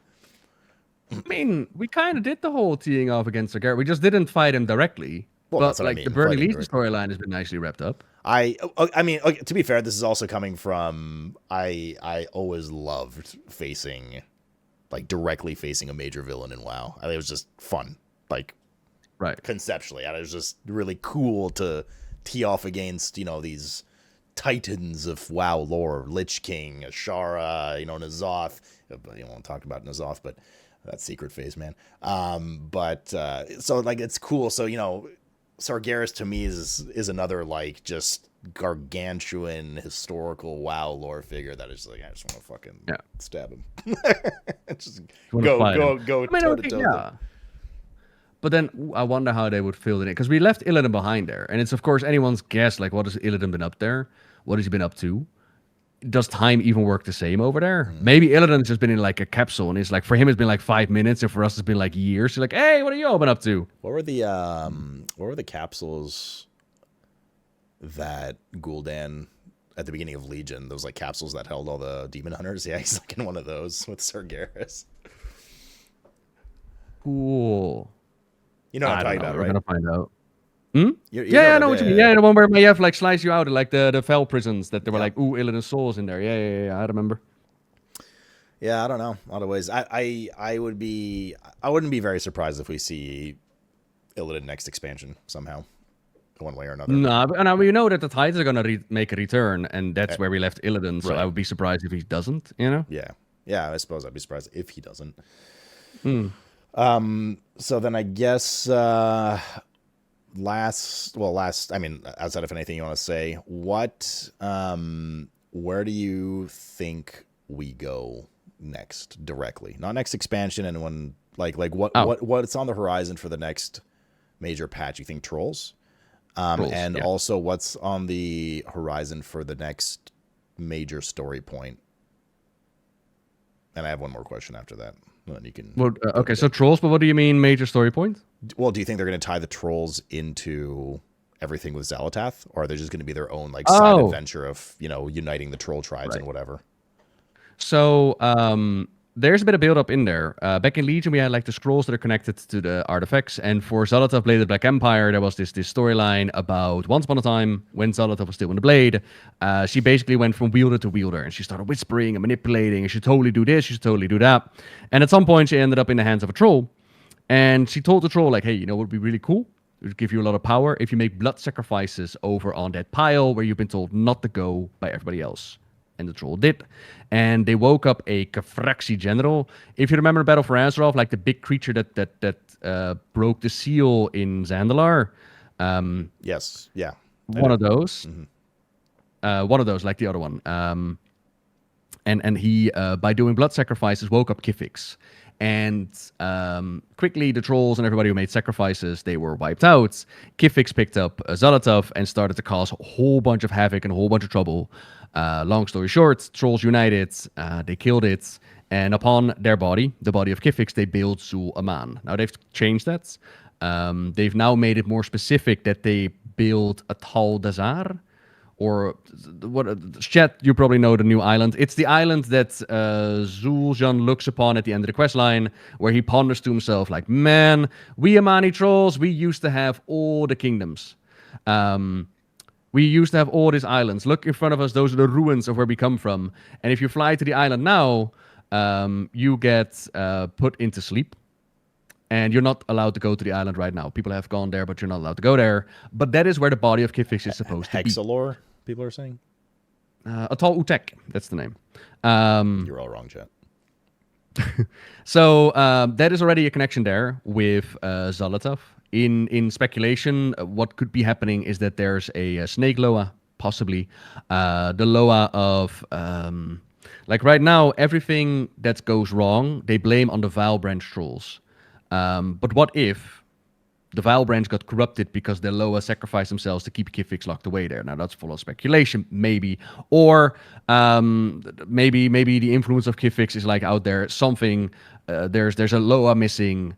There's ancient culture for the trolls over there, and that's where the next plot points, I imagine. And then the question becomes like, what do we do? For me personally, the worst case scenario is if they take Zul'Jan and they make it just Zul'Jin 2.0. If they just take Zul'Jan and they make him the next bad guy, I would be very disappointed. I have hopes, as we've spoken about this with Chet before. I would find it really cool if Vol'jin makes a return and he becomes like a guiding Loa for Zul'Jan. A lot of story development that they had back in Mr. Pandaria was for Vol'jin to learn the history of the trolls and that everybody's trolls and his position in the world and what were they before they were trolls and the Loa and all that. Now with Shadowlands, we put Vol'jin spirit in a pod with like Rezan Loa of Kings. I think it would be really cool if Zul'Jan is daring to go down the path of his grandfather, but then there's Vol'jin on his shoulder, guiding him, telling him, like, hey, listen, right? Every single time that the trolls try to go and conquer the land, they get their asses kicked. Every single time they keep holding on to, like, this image of what it used to be. Open your eyes and see what the world is now. You're just sending your people to their grave. Something like that, right? Like a guiding voice in the sense of Vol'jin. I just want to see Vol'jin come back, really. I think that would be really cool. And then you can combine other troll tribes like the Zandalari. Talanji hasn't shown up yet. The Darkspear with Rokan. More trolls. I have a feeling if it's troll patch, it's just going to be side adventure. Like, it's not going to be directly linked to Xal'atath's happenings. Not that they're not going to develop that story. No. I don't think Xal'atath is going to show up, honestly. Yeah. But I'd be completely fine with it as long as Bwansamdi shows up again. Yeah. Dude, I miss that guy. Shouldn't he be tied in some way or another to the Shadowlands and some of that lore and stuff? Or the Vile Branch, death, right? Yeah, like they're doing a whole bunch of. Oh, okay. So there's in Zul'Aman, there's a funny side quest with the Murloc investigator guy, King Murgle. Of course. That's old. Yeah, and his assistants, and they find out that the local Murlocs, they've learned necromancy. And they find out that the local Murlocs are following the guidance of it's not an Uncohen, it's one of the fishies. The fishies that we also met in the War Within. And there's this whole storyline that they built up in the War Within where those fishies, they've forgotten where they come from. And they've got like old god power going on and like void power happening. But point being, necromancy, right? Then you also got the Vile Branch in their temple making sacrifices and making like all these constructs. There's a lot of, the passing on and spirit stuff happening. And Loas, like there's a lot of room for Bwansamdi to show up and be like, hey, everybody, how y'all doing? You missed me? Yes, we missed you, Bwansamdi. Come on in. But Bwansamdi is how Sylvanas got out temporarily. Says somebody in chat. Done. Sorted. Easy. They just made a pact. Yeah. All right. Then final question. Am I crazy? So I do want to ask that. Am I crazy in wanting to know what like the borders are of a story? Of Sylvanas? Yeah. No, not at all. All I'm saying is what they're clearly going for is reverse storytelling. They're saying here's the impact moment. I mean, they literally laid it out that we're going to explain this later to you. Whether that's yeah, but also with like a Xal'atath or whatnot. Like, should I be more like chill, hang back, and be like, okay, we'll get that at some point? You can still hear me, yeah? Yeah. Okay, I just had a little power surge. Good thing I have UPSs. So can you repeat that question again? Sorry. So with like a Xal'atath or specifically Xal'atath, I should say. Should I just be more chill and be like, I'll wait until they tell me more about Xal'atath and just go along? My whole spiel about the reverse impact storytelling thing was more directly related to the Sylvanas moment. Xal'atath has been cooking for years at this point. And if people like you are feeling... I don't... If they were to do that with Xal'atath, they would have introduced Xal'atath right now and been like, oh my god, who's this villain? And now we're going to explain. But she's been the main villain in development for years. I wouldn't be shocked if in her final moments, whatever it may be, that's when, she's like, but, I was your friend all along. And then there's like a flashback to some like big lore moment about her. But I mean, to your point, why is it taking so long for her to have like really big story development, right? Like, I don't think that's what they're doing with Xal'atath personally, from everything you've explained and told me and everything, I've seen and heard about it. They're clearly doing that with Sylvanas, obviously, right? Here's Sylvanas. Right. Yeah, oh my God, yeah. what the fuck is happening? Don't worry, guys. We're going to explain how Sylvanas did all this crazy shit over the next, 5+ months to years. Yeah. So no, I don't think they're doing that with Xal'atath. I think I don't want to, I mean, you know better than I do. I don't think they're not going to, it's impossible for them to give more history and more impact to her character and her motives as you desire. There's still time for that, but a lot of time has passed too. So if somebody like you is feeling empty with her character, that already is, it's not that it's a red flag, that's already a strike, right? Like, you feel like her character should have been developed better by this point, and it hasn't been, in terms of her motives. Yeah, clearer, I should say. Like for me, but that's also because, I've played the Shadowlands. It just screams how they explained the jailer. And where we got after the fact, we learned like this is what was going on, right? Right. And for me, it's like, I would be okay if you wouldn't put me in an arena with her and actively work against her. Because in my mind, I'm like, she could be right. For all I know, the Titans have done something horrific to Azeroth, and this is the only way we can let her out. Shouldn't I know? Yeah, I don't know. It honestly, to me, the jailer, right in his dying moments, where he says Joe Call, but like he doesn't say Joe Call. That was kind of the meme. Like his final words, right? It felt to me like the jailer and what you're explaining about Xal'atath and everything, and even the Sylvanas moment. I can't help but feel, and maybe this is a hot take and a little dickish of me, I can't help but feel like they don't have the story well planned out. They don't have like years of storyboard laid in front of them, and here are the big moments. I feel like they're kind of playing catch up with a lot of things sometimes. Not necessarily main, obviously, not necessarily main theme and story of where we go next expansion, perhaps 2 expansions from now, because as well as I do, they always plan 2-3 expansions, at least from a lore perspective ahead, or at least used to. But it just kind of feels like we know. Yeah, like it feels to me rather than like, okay, guys, here we have like 15 years of Warcraft planned out, and we have these meticulous moments when the jailer is going to make a reappearance and it's going to be a big moment. It doesn't feel like that to me. What it feels like is they're like, we might want to use the jailer again, and we might want something weird to happen with him, so let's add like a cryptic line at the end of his death, just so we have that option in the future. There's no plans for it currently, but, we'll just keep him in the back pocket.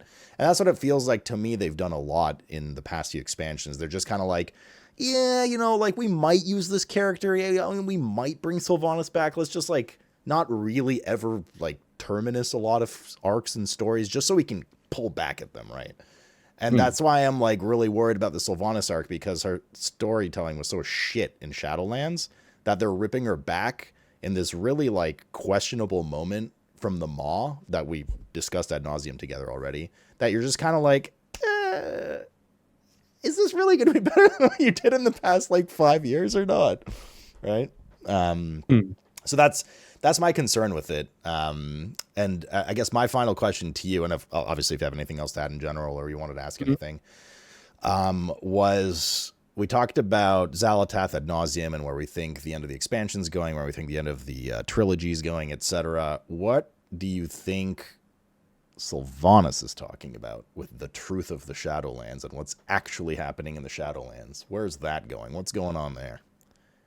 Good question, because we haven't spoken about it at all. Okay, so a big part, an actual interesting part of the Shadowlands was the introduction of the first ones. And unfortunately, they were unable... Okay, the way that they tell the story is point of view. So-and-so character believes that so-and-so is happening. So what happens when you start to work in your foundation of your storytelling, like your Warcraft foundation, that you add a vague option to it. So in the past, we had something like the Big Bang that created the Warcraft universe, and we had something like a single entity that created the Warcraft universe. And now they added the concept of the first ones created the Warcraft universe. Who are the first ones? They are the ones who came first. What have they done?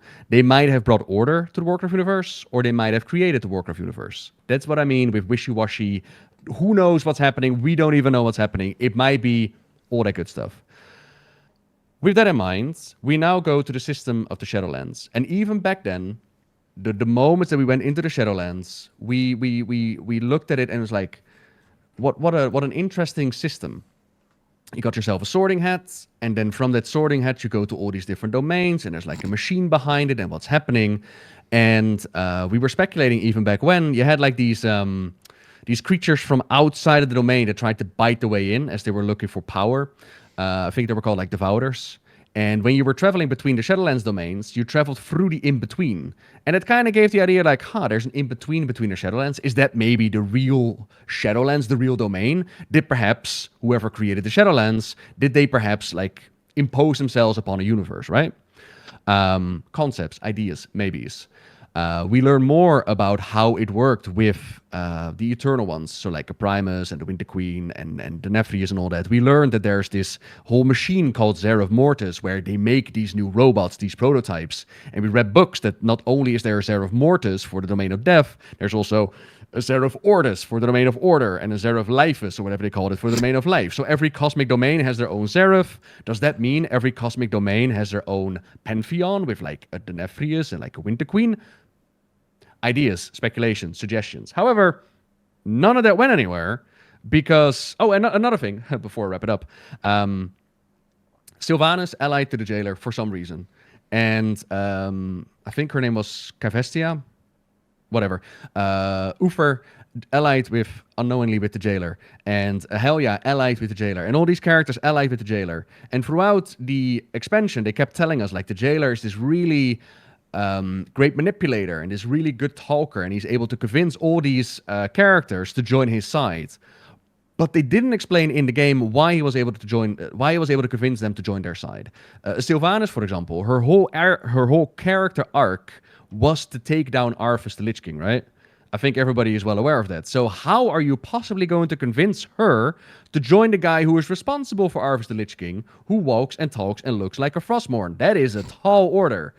And they did not explain it in the game, but after the fact, they got Christy Golden to write a novel called the Sylvanas novel, where they actually showed us, wild concept, but they showed us Sylvanas talking to the jailer and how he convinced her like what was going on. And in essence, what he showed her was how the Shadowlands worked. And that when you get your sorting hat thing going on, you get to spend your afterlife, and you might spend your afterlife away from your loved ones. And Sylvanas loves her loved ones, like Alira, her little brother, and her sister. She's like, well, that's fucked. And then he tells her, like, yeah, like your soul is judged by this arbiter, by this sorting hat. But by the way, you live in a universe that's already predestined. And she's like, I live in a predestined universe. What does it mean? He tells us, like, the first ones, they've created this whole system, and he accurately predicts to her a couple of moments. I don't even from the top of my head remember what he predicted that Vol'jin would make her the war chief, but that is something that he manipulated. But then he also predicted that she was going to hold the blood of Azeroth in her hand, that Sargeras was going to stab the planet, and at that point, she knew, like, he is right. The first ones have made this whole predestined universe. Because the Sargeras did not blow up the planet. He did not miss the planet. He was able to, like, stab it, and she got the blood of Azeroth in her hands. That is far too accurate to just be throwing spaghetti at the wall. That is, you can predict the future. That means that your soul is being judged upon your deeds in a universe that has already predestined what's going to happen. The fuck? That's not fair. This whole world is a prison. This system must be broken. And that's the really cool part. Sylvanas was right.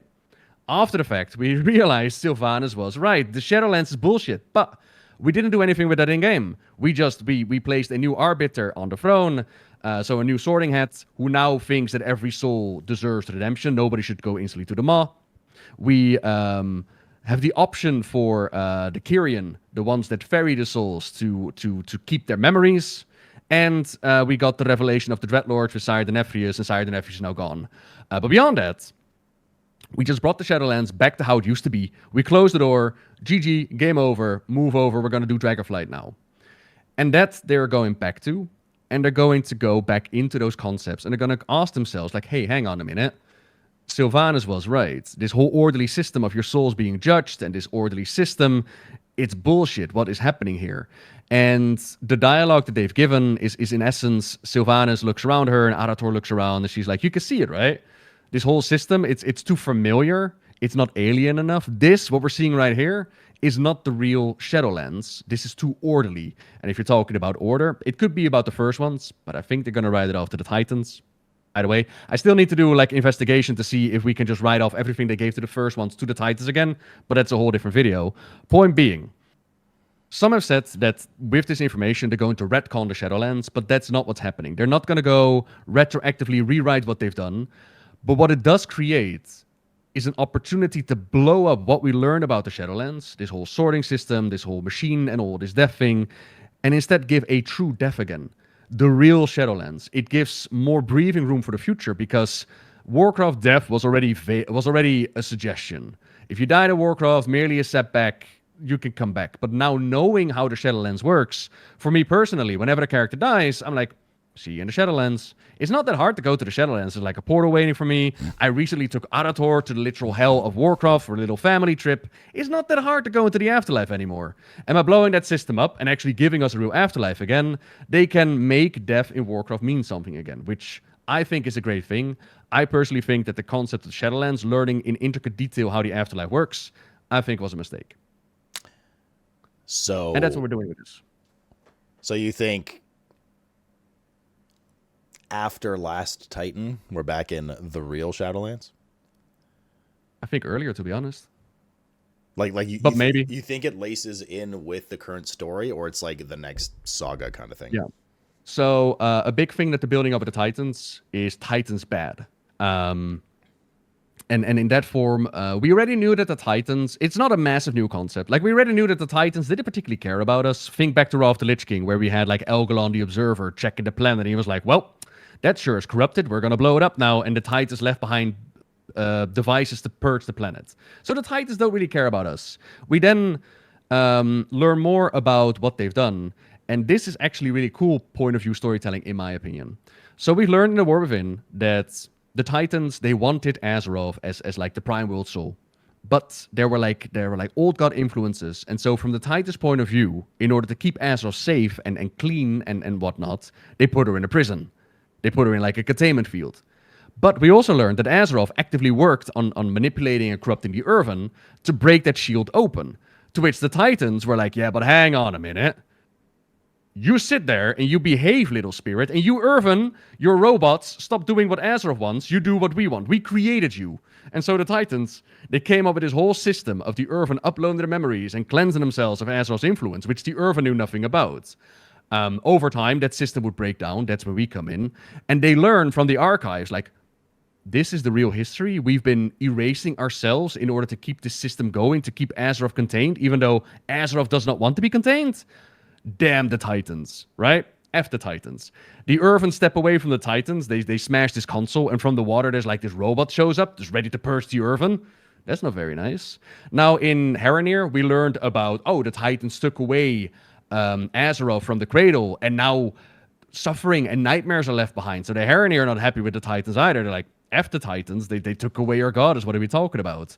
There's also a bit back in Dragonflight where we learned that the Titans have brought order to the domain of the Emerald Dream. And I think that's the domain of life, where it seems like the Emerald Dream that we've seen is just what the Titans got their hands on, similar to like the Shadowlands, right? So what we got with the Shadowlands is the orderly part that the Titans have done. Beyond it is the actual Shadowlands. And a similar way with the Emerald Dream, beyond that is the actual domain of life, as it should be. Maybe an Elune, maybe it is, maybe you're that. So in essence, what seems to be going on is that the Titans, in their wisdom of bringing order to everything, that from their point of view is like, great, right? We're bringing order, stop being so lively, stop being so deathly, stop being so voidy. You should all be orderly because they're orderly creatures. But to those other forces, they're like, yeah, but you're still taking control. Like, what is the difference between the old gods corrupting Azeroth and the Titans corrupting Azeroth, right? Now, obviously for us, we are creatures made in an orderly world. When we deal with the old gods, we instantly go crazy. When we deal with the Titans, we get empowered by them. So for us, the Titans are definitely more on our side, but morally speaking, does not make them right? And that seems to be where we're building up towards. Got it. So Ulduar is a new raid next expansion. Maybe. Maybe. We're going north there, right? Yeah, maybe. We're going to the Xal'atath cinematic, the baby. Some people have been looking at the window in Ulduar. There's also like this baby creature there, and they're making like a parallel. I don't think that's what's happening, but it's kind of funny to look at. Okay. Interesting. So basically, your theory is that the Shadowlands we've been exposed to is the beautiful Titan-made storefront, and the real Shadowlands lies behind this kind of movie set, so to speak. And we're going to peel that layer. And then Sylvanas has been peeling that layer back and seeing what's really going on there. And we're going to get thrown back into the Shadowlands raw, so to speak. I mean, I don't want to sit here like that's my theory. It's more like this is what the game is telling us. Right. But yeah, that does seem to be where they're going towards. Yeah. Okay. All right. We'll see. We'll see how the there's a lot of stuff coming potentially. I don't know. Curious to see what they do with Xal'atath for your sanity's sake and all this kind of stuff. I just want story, man. Like here's the frustrating bit. I can see that they had a board meeting where they wrote down some really cool shit on the whiteboard, and they were like, "Wouldn't it be cool if?" And then they come up with some really cool concepts. And then they just forget to fill in the road. And I know that we've been talking about the negative things when it comes to Midnight, because that's usually what pulls down the intention. But what I find so interesting to see is that they got massive talent on board to write good shit. The side stories in Midnight are of such high quality. And I'm wondering to myself, like, why? And I think it's because they don't have to worry too much about what came before, and they could just write their good stories. I'm like, man, I wish that Warwolf had the same issue as well. I wish like the side team would get more of the main stories, because there's actually some really, I would honestly say, some of the better, if not best storytelling that they've done in WoW, which is wild. For the side stuff? Yeah. Yes, yeah, I didn't touch anything. Yeah, well, I mean, to your point, they're self-contained, right? For the most part. Yeah. They don't have to, and I explained this on stream the other day, they don't have to work with, like, you get a square that you need to get into the circle hole. You got a story that you want to tell, and now you need to make it fit in the framework that other people laid out for you. Whereas instead, you got the freedom to actually make what you want to make. And that's really cool to see that there is the writing talent on the team. It just needs to be implemented differently. That's all the questions and stuff for me. Do you want to, I know it's late for you, do you want to do a bit of chat answering stuff? I want to do a question from chat. Okay. Damn right. If they got questions, hell yeah. So chat, if you guys have any questions for Nobbel, I think he's in chat so he can directly read it. I don't need to, I mean, I can host, no problem. But he can see what you guys are typing. So if you have any questions for Nobbel or for me, yes, I am always this handsome, then just, you can @ Nobbel. Yeah, if you @ Nobbel87, he will be able to see and pick and choose what he can answer. I don't understand mushy peas. I don't get mushy peas. I went to the UK the other day. I was trying to get like a proper fish and chippy. I don't understand mushy peas. Keep that away from me. Keep that away from the world. I had a question earlier where somebody was like asking, what about the Naga? Is there anything substantial with Azhara? Actually, yeah. There are Naga in the foresty area on the beach. And in that quest line, they are gathering power. But interestingly enough, they're only skimming like the top, and the rest is being sent off into sea. So they're gathering power for something. This also goes into connection with that storyline that I spoke about with the Murlocs. And there's an old prophecy back from Dragonflight, which spoke about the Harbinger will do blah, blah, blah, and blah, blah, blah. And once the Harbinger has done blah, blah, blah, the Awakening, they call it, that's when the Queen is going to make a return. And basically, I'm doing blah, blah, blah, but basically the prophecy has been done besides the Awakening part. So there's definitely an Azhara potential on the horizon. What I find really cool is that there's a Void Elf, Lady Darklen. She's amongst the Void Elves, and she is voiced by the same voice actress of Azhara. And she's really powerful. Like, she sits on a throne, and she's got, like, tentacles going. And the last time we spoke with Azhara, she told us, like, I'm going to find the real power of throne of power that's going to be out there.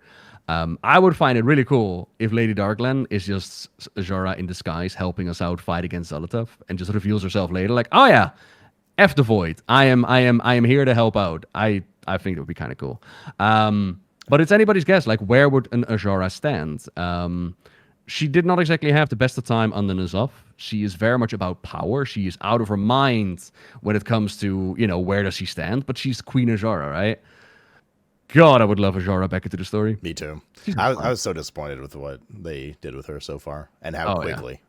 It was like, what? You did not enjoy 10,000 years of build-up for like a patch, bro. Weird. I liked. I mean, hot take. I liked a lot of BFA in certain aspects, including some of the lore, to be honest. And yes, yeah, I must say it. I think Azerite power conceptually is good for the game, that kind of system. But mana pearls, anybody? But I'm not even gonna go there. But okay, sure. no. Okay. I don't think Azerite power in the way it was implemented in the game is good for the game, but I think that concept of something to constantly work towards and farm if you want to is good for the game. Anyways, that aside, I counter argue with yes, but not power. I want relics. I want shiny spells to farm towards, not power. Whatever things players can grind towards constantly, and if anyways, no, that, but like the rush storytelling of 8.2 and 8.3, I think it was. So Ashara and Azoth was, man, I mean, for me, I was like, these are expansion wide. Oh yeah. Each expansion, like an expansion in each. And so that was super disappointing to me. So if they bring back, I've always found the old gods and stuff very fascinating in WoW. So if they can, if they bring back Ashara in any shape or form, that'd be cool. Especially if they bring her back as a major character rather than just like, aha, I was here and I'm like your side quest buddy for, an expansion. I'll run some delves with you and shit. That'd be cool to see.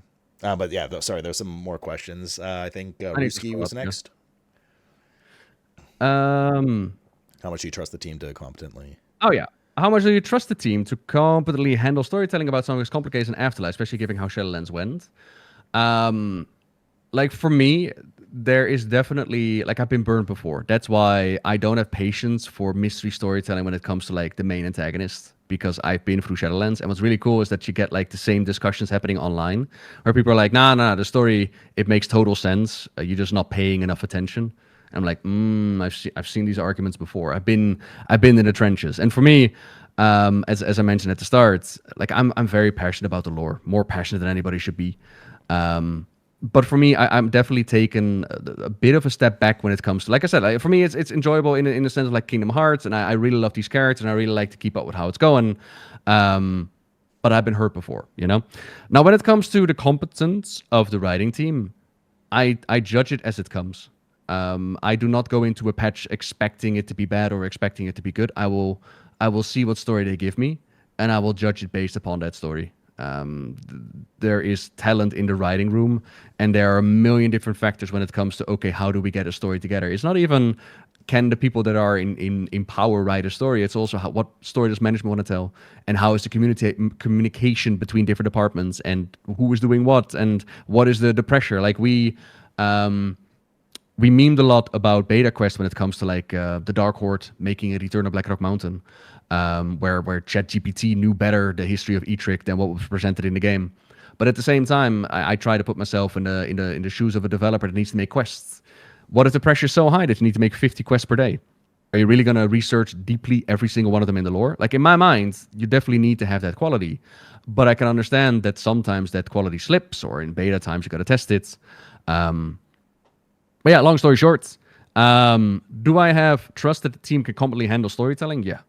In any way, shape, or form, and I will judge it as it comes along. Yeah. Did that make any sense? I'll assume you did. You did to me, but the thing is, Ruski is like a cokehead, so I don't know what his status is right now. Uther says, why is Void scared of death? This is being hinted at, but not confirmed yet. As in, we don't know why the Void is scared of death. So what we got is... we have a Windrunner comic which takes us all the way back to Battle for Azeroth, which kind of is also an indicator that with Madsen's return, they're definitely going back to old stories, and they're like, we're going to retell this and do it better, which is falling back into the point that I made earlier. Like, are we redoing the Shadowlands steps because they have just, retelling the same story, or is it because they want to do it actively better, right? In this case, we got the Windrunner comic where Illyria, Varisa, and Sylvanas, they meet up, and as Sylvanas sees Illyria, when Illyria sees Sylvanas, the voices in her head, the Void Forces, they go out of control. They're like, oh, that's the true enemy, the end of all. You need to take care of her, you need to murder her. And part of it is like the Void is always telling her to murder everybody, right? We all know how that feels, I think. But in this case, like when she looked at Sylvanas, there was definitely more to it. Like, hey, does it have something to do with undeath? And they haven't forgotten about this line because in the War Within, we went to Karesh, where Vanari, the broker that we met in the Maw, she was sassing off with a Xal'atath, and she told Xal'atath, like, you behave, you do what you need to do. I've been to the Maw. I know what you fear. I know what the Void fears. To which Xal'atath was like, I'm sure you do. And now stepping out of that portal, Sylvanas is like, you're wretched kind, blah, blah, blah, blah. But what exactly is it? Nobody knows at this point. It could simply be that it could simply be something with to do with the Maw powers. Just it's like Pokemon, Voids weak against death. Maybe it could be a poetic answer, as in the Void is all about 1,000 possibilities, and death ends all of them. So therefore, they fear that death takes away the possibilities. It could be that Xal'atath and the Void just wants to survive; they don't want to be snuffed out, and therefore they fear the finality of death. Or maybe it has something to do with domination magic, or maybe it's literally Stygia. Who knows? To be decided. Right, he says, if I remember correctly, they mentioned that Void couldn't corrupt death. There was that part back in Northrend. I googled it the other day. The undead have a higher resistance, but that was also because Arthas or the Lich King was in their heads. What is interesting is that they built Icecrown out of Serenite, which is the blood of Yogg-Saron. And Yogg-Saron in Ulduar has 3 visions. He has one where Garona stabs the king. He has one where they make the Dragon Soul. So 2 moments that have been heavily influenced by the Void, by the old gods. And then the 3rd vision is Arthas showing off Sourfang as their corrupting Bolvar. Why is Yogg-Saron, the so-called true god of death, thinking about Arthas and that storyline? Did he have something to do with it? And to counter what they're doing is like they're going like death is more powerful than Void, right? But what's also interesting to remember is that Sylvanas needed her true death when she jumped from the top of Icecrown. And she said, only Serenite can break my immortal body or my undead body. So she jumped down to the Serenite spikes down below. Now, I don't know how much that holds up to this day, because later she would be hit in the face with a shotgun back in the Cataclysm, and that also killed her properly. So, yeah. Also, Rob mentioned on your Ashara note, he says, I think the Blizzard have budgeted for voice actors per patch, and this is the reason why they don't show any other Horde faction joining the fight in Sunwell. I think that's in comment to your NPC voiced by Ashara thing. Sounds like speculation. I'm sorry, I missed out what they're talking about. When you were talking about Ashara, like yeah, the voice actress for Ashara voicing that elf NPC. Yeah. That there, it seems to me they're saying it was just coincidence because they're just budgeting voice acting at Blizzard. Oh, I mean, maybe. I mean, it's full on speculation. I just think it would be funny. Yeah. Fluxy asks, couldn't you easily have replaced Xal'atath as the big void bad with Queen Ashara, having the tentacly elf lady as antagonist, but with more depth for people? Maybe. I mean, sure. Yeah, take that, Flux. That's all you get. Pauser says, what do you think the whole Sargeras being dominated with runes thing from the other Titans? What do you think of the whole Sargeras being dominated with runes thing from the other Titans? I don't know what thing we're talking about. Like, are they going to put runes on Sargeras to dominate him and float him around like a puppet? Or are we saying that they've done that beforehand and so therefore he didn't do anything bad? Either way, if we're talking about they put rune magic on Sargeras to dominate him and make him do what they want, that would be new and kind of out there. As well as it takes away his agency and it takes away his story. I'm not a big fan of mind controlling people. I'm a big fan of agency. So one of the things that they did really well with a Sylvanas, for example, is that they didn't write off her crimes on the jailer. Like, she literally says the jailer did not control me. I like it when a character is a character instead of a mind control puppet. If we're talking about the potential of the Titans putting runes on Sargeras to dominate him, to make him do what they want, I don't know. I think same answer, but it very much depends on how that would be executed, I suppose. Nutsboo says, since both Yogg and Azoth have been mentioned now, I ask you this every time as well, do you believe in the possibility of the old gods ever coming back? Yes, but not in Azeroth itself. I think with Terran Gregory at BlizzCon, I think it was or Gamescom, loudly proclaiming like the Titans of the Old Gods are dead with the War Within, and then they've used the Blood of the Old Gods as a big old plot point in the War Within. I'm gonna go with the idea of the Old Gods are dead, but similar to, for example, if you kill a Dreadlord, it would go back to the Twisted Nether, or a Titan, it would go back to Titanland, normally speaking. I would argue that the Old Gods would go back to Voidlord Land. So there's definitely potential that they're there. And now that the Blade of Xal'atath has made a return some way, somehow, the speculation of N'Zoth uploading his essence into that blade is definitely a possibility. Discordian Kitty made a speculation video about this, where she speculated that not only did Xal'atath pull the Naru out of Illyria, she also downloaded N'Zoth into Illyria, which could be cool. I'm gonna find out. Interesting.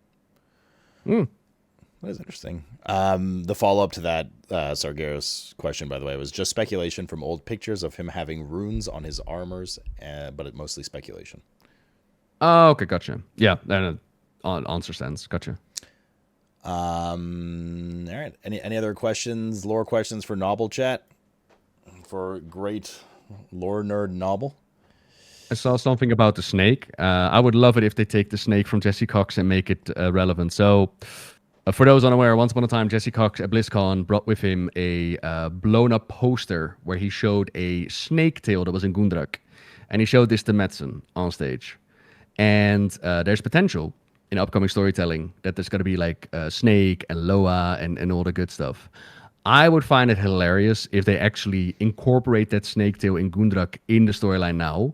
Because then my head kind of becomes that Chris Metzen retired, and as he was sitting on his front porch, whiskey in hand, looking over a promising game, in the back of his mind, there was this one image flashing constantly. Jesse Cox showing him a worm tail, snake tail back at BlizzCon. And he just couldn't let it go. He was like, I need to tell that story. I need to come back into WoW, and I need to make it happen. So Metzen coming back to Blizzard is just purely for this snake tail storyline, and I really hope so. He's getting all the Infinity Stones. Kuji says, at this point, we have basically fought every type of force, like the Void and Fel, and what not. We haven't really fought the Titans yet, though. So I think it's possible that we do that soon, ? Which, I guess, next expansion. Yeah, I mean, we've fought them by proxy with like the Keepers and the Observers. And we fought a Titan in the form of Argus. The Titans themselves could be potential, sure. But we fought a Titan, although it wasn't like a fully powered Titan, I suppose. In the same vein that we haven't fought off against Sargeras. Like Argus was more like semi-grown and all that. But yeah. And we fought against Life. The Everbloom back on Draenor wasn't, but like, define Life, I suppose. Yeah. And Agramar, yeah. But Agramar was a similar to the Avatar Sargeras, not the fully grown. Like Agramar was killed by Sargeras way back when, and then he put him in like an avatar. So that's what we fought there. Yeah. Oh man, that fight, bro. Tuber Sargeras was wild. The heroes call it the start was hinted to be Azeroth's doing, but then I imagine the big light beam was not ? Just pumping a lot of light into the well ? Good question. So with the ending of the Dawnwell, at the beginning of the expansion, it looked like the light was summoning us in. And now they have dialogue from the well where they're like, I heard a voice, it was all sing-song, and Arathor goes like, was it the Radiant Song? Did you hear the voice of Azeroth? And from that, I would say, like, okay, there was the potential that the sing-song voice was like the Naru in there. But if Arathor stands next to her going like, oh, that's the world soul, isn't it? I'm going to go with like, okay, cool, Azeroth can summon us. And so I'm actually working on a video for that on Monday. And as I was editing, I was talking about Beledar, and then I remembered, like, oh shit, Beledar actually summons the Arathi down below as well. And Beledar is like a crystallized form of Azeroth's soul. It's like, oh shit, Azeroth can actually teleport people. Cool. Again, questions like, how more can she do that? Why can she do that to Sunwell? Could she do it at fucking Mount Hyjal? Can we get like a free ride from Azeroth all over the place? Who knows? Blizzard to decide. But that light beam, there's also a big connection to light, because if you remember, Beledar was also light at first, and then it got corrupted by the blood of the old gods. So is Azeroth light? Did, maybe in the realm of speculation, before the old gods, before the Titans, did Light get their claws on that world soul and infuse it? Is she everything? Is Azeroth just an amalgamation of all the cosmic forces? Rainy asks, do you think Sire Denathrius is returning, or is he in retirement? Good question. We got our boy Lofrexion, and Lofrexion was a holy dreadlord. So back in the Shadowlands, they made the decision that the dreadlords were no longer just from the realm of the Twisted Nether. The dreadlords were from the realm of the Shadowlands. They were sired by Sire Denathrius, and their purpose was still to infiltrate civilizations, but on a much more cosmic scale. So in the past, dreadlords would go into cities and towns and worlds and corrupt them. But now we learned, like, oh, that's not just what they do. They also go into the cosmic domains. So they would go into the domain of life and the domain of the void and the domain of the light, and they would corrupt them. And in that book, we read about how if the light would be convinced that they were able to convert one of them, then they would trust that agent implicitly. And we have seen a holy dreadlord in the form of Lofrexion. So we can talk to Lofrexion before we go into the Voidstorm, and he mentions that he made reports to his Deathly Master. A callback to this report, to this book, to Sire Denathrius. And now Lofrexion is dead. Funny enough, Alleria and Trevelyan on screen don't talk about how we murdered Lofrexion. She gets to talk to him about hitting their son, but then they kind of forget to mention that they killed Lofrexion. Whatever. Question becomes, what happened to Lofrexion? He was light infused. Does that mean that his soul went to the light domain? Or did he do the whole Dreadlord thing? Did he go back to the Twisted Nether? Or did his factory reset and did he go back to the Shadowlands? Did he go back to wherever Denathrius may be? Did Lofrexion change sides again? And for me personally, I think it would be really interesting to see a storyline with Lofrexion serving Denathrius again and bringing him back in. And in the case of Denathrius, more to your question, Denathrius was an ally to the jailer. And the jailer dicked him over. He was like, okay, you've done your job, go away. Denathrius is very much a beloved character. And if we're going to deal with the storyline of the Shadowlands again, as in, this is not how it's supposed to be and it's far too orderly, I could see a Denathrius join our side and be like, oh yeah, I will stand with you against those filthy, orderly titans and his whole system. That's what I do. That's what I live for. And honestly, I would love to party more with Denathrius. I think he was one of the better characters to come out of the Shadowlands expansion. Crawl to me on your knees. Right. We answered this a bunch, Make, but I'll read it out anyways in case Nobbel has any extra thoughts on it. He says, do you think we're at risk of Xal'atath becoming another jailer? So many schemes and none of them seem to be explained, but she's always somehow 5 steps ahead and nothing we do matters. I mean, we spent an hour on that one in today's. Yes. Yeah, if you want like in-depth stuff, Make, we actually discussed that ad nauseum. This will go up on YouTube later, or just like you can VOD it, whatever you'd like. But like Nobbel at least talked a lot about that and his kind of disappointment. And basically the answer is yes, he is worried about that. Yeah. Nailed it. Let's see here. What do we think the line "at the end" means at the end of the recent cinematic? I assume with Sylvanas. I think it means the same as you are not ready for what is to come. It will mean whatever they want it to mean. Yeah. Mr. Touchpad asks. Oh, no. Wait, I know what it means. It means buy our next expansion to find out. That's what it means. Yay. You're not wrong. Mr. Touchpad says, do you think we'll see Anshu this expansion? I hope so. It would be really cool. We've done a little bit with like the Taurens and the Sunwalkers. I think it would be really cool. Little bit worried about earlier topics that we talked about with like sanding down cultures and making everybody the same. But man, it would be really cool. Can you expand or give your thoughts on what Elune is possibly doing at the moment? Good question. Hopefully not sending more Spirits of the Night Elves to suffer in the Maw. That would be bad. Hard to say, because we still don't really know what Elune is. Like, she's been mentioned to be the sister of the Winter Queen, but does that mean that she is also a robot with a Zereth? Or, if we're going with the idea of this is not how it's supposed to be, is she actually the goddess of the domain of life? Like, what is Elune? Who is Elune? What is she out there? All we really know is that Elune is known to more people than just Azeroth, so she is, worldwide, universe-wide. Beyond that, it's really hard to say. To be revealed, hopefully, at some point. I'm gonna read this next question, and then I gotta run upstairs for 2 seconds, Nobbel. But just so you know where we are, it's Flux's wall of text. I'll ask this. I'll be back in 1 minute, just in case you finish the question quickly. Then you can grab one from the audience yourself. He says, "Do you think the Primus in Shadowlands is actually a Titan that was left there to keep the orderly state of it intact? Which is why the jailer imprisoned him first and was trying to get memories extracted from him, which would then also beg the question if domination magic is actually Titan magic to force order on mortals, just like Neltharion did with the gauntlet on Drak'Thir."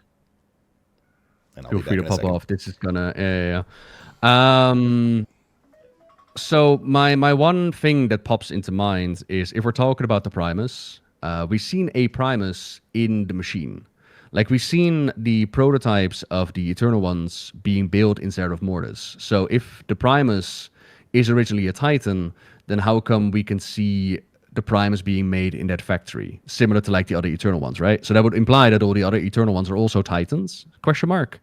Unless the idea is, like, he made that machine to make a copy of himself just to pretend like he is one of the crew. But that seems to be a little bit out there. So I don't know if the part about a Titan being left behind. That said, going beyond it, what if he is an Eternal One, but rather than a Titan, he is still very much of the mindset of in league with a Amantul? By that, I remember like old interviews that the news did back in the day where they were talking about, oh yeah, the Primus has an ally that allows him to manipulate time. And with manipulating time, he can do like 1 million different simulations and scenarios and whatnot. And from that, we were like, oh, is he in league with Amantul? Amantul, the Titan with like power over time. Are they buddies? Are they doing something? Is there a connection between the Pantheon and the Eternal Ones? But that never really left the interview as far as I'm aware. But that could still be a connection that they want to build up, right? That could still be like, okay, maybe the Primus and Amantul simply had a similar vision. So if they had a similar vision, and we know that the Primus had domination magic, could he have handed over something like that to Amantul? And so therefore Amantul could make use of it? Because we know that domination magic is not Primus only. We know that because the jailer was able to turn his chains into a weapon, right? So he was able to learn how that works. Now, I will say, when it comes to the Primus, there is some fuckery going on there, though. Like, this is a character that is smart enough to leave behind a voicemail explaining that he fears the jailer's bonds are going to be broken. Basically explaining, like, this is what you need to do in case of emergency. And we're being told that this guy is super intelligent, that he's run, like, 1 million different scenarios, and he's really smart strategist, right? But then why did he get captured? They never explained why he got captured. Did he let himself be captured? Did he know that we were going to show up and therefore he had to be captured? He didn't seem overly happy that we brought his little runestone back to the tower. So why was he captured? And it's kind of like... I prefer the speculation part, because if we go with face value, it just seems like, yeah, this is not really things that they considered. In a similar vein, like, why did we bring that rune back to the... You remember the quest line where it was like, yeah, we need to keep the runes out of the hands of the jailer. And we find the rune of the Primus and we're like, oh, we're going to take this to Torghast. Another squatter. I'm ready, One sir. eye here. Sir. I'm ready Oh too, my. sir. That still goes off when he's not there. That's delicious. So that would then beg the question if domination magic is actually Titan magic, to force order on mortals, just like Neltharion did with the gauntlet on the Drak'Thir. Potentially. But then we also have something like mind control from the domain of the void, which would also in essence be, dominating others. But that is... Like, I think if we go by, if we're going to go back into a Shadowlands storytelling and we're going to go by, like, old interviews and whatnot, I definitely think there's room for that Primus-Amantul connection. Like, the old men of the powerful Pantheons that are going to be, like, the big bads going up. I could totally see that in line with the current storytelling. Beyond that, hard to say. My comment about voice actor budget was in context as to why in the Sunwell the Blood Elves can't call all the Horde. We don't know why. Blizzard just doesn't have the budget to involve too much character. Something simple like that might be a stupid reason. True, but then I would wonder, you could still just do text balloons. right? Like, it doesn't have to have voice acting to pop over to Orgrimmar and just be like, yeah, we can't help out. If that would be the reasoning.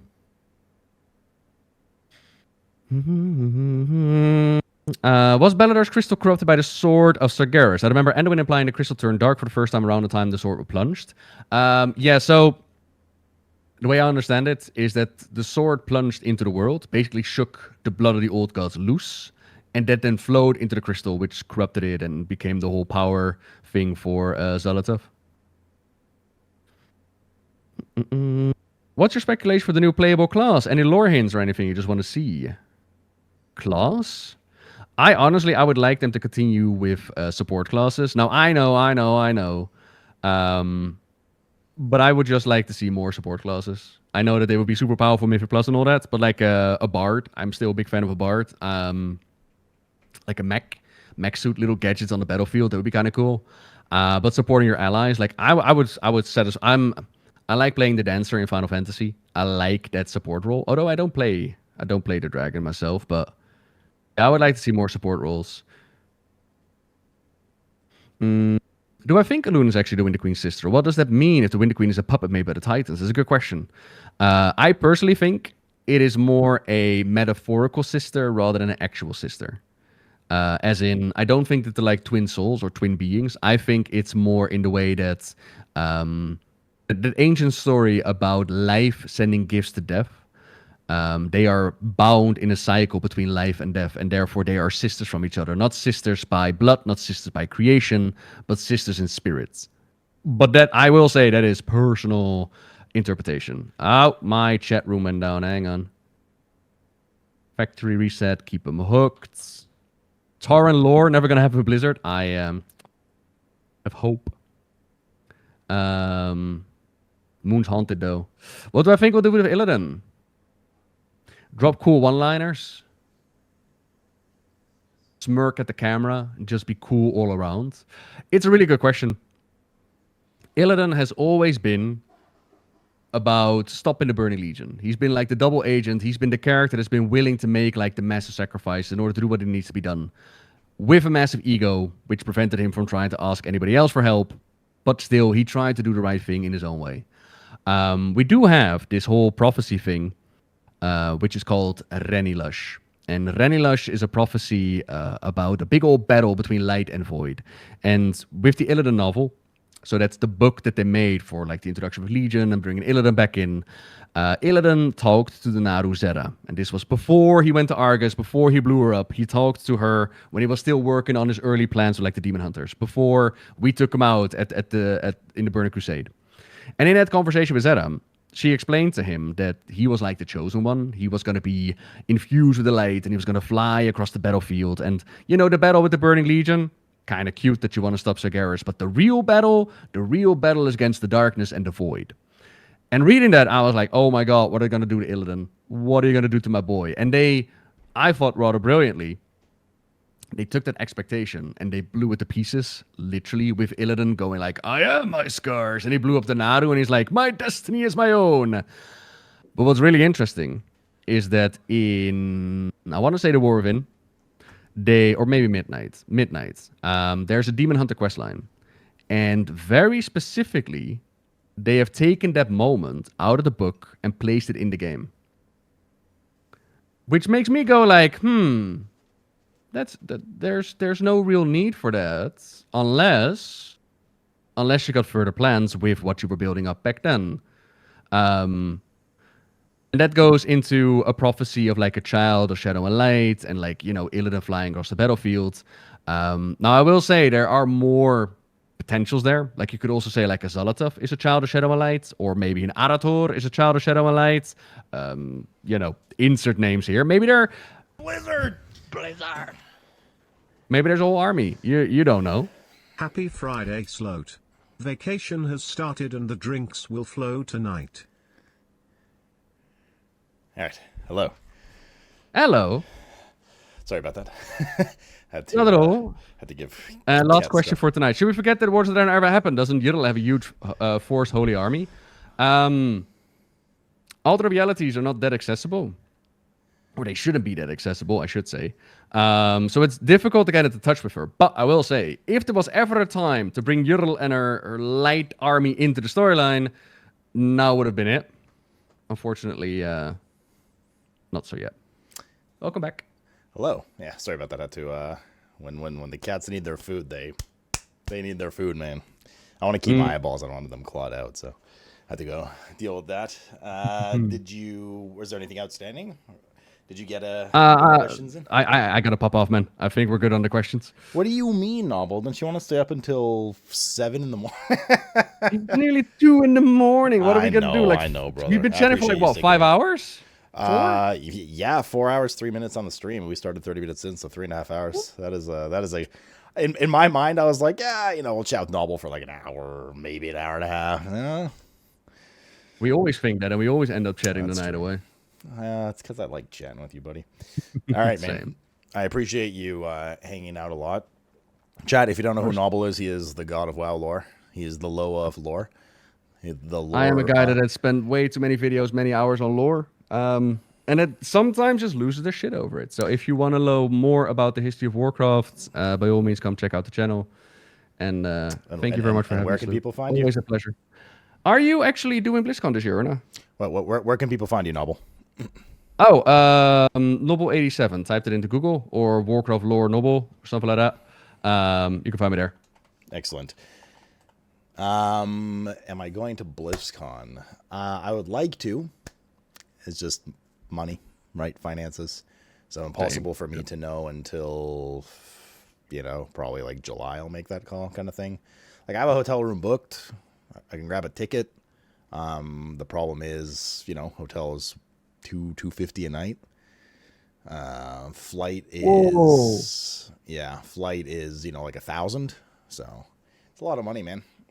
When we get older, Nobbel, you got mortgages and cat bills and stuff. Yeah, man. You know how it goes. All right, brother. I appreciate the talk. I'm certainly very caught up on everything.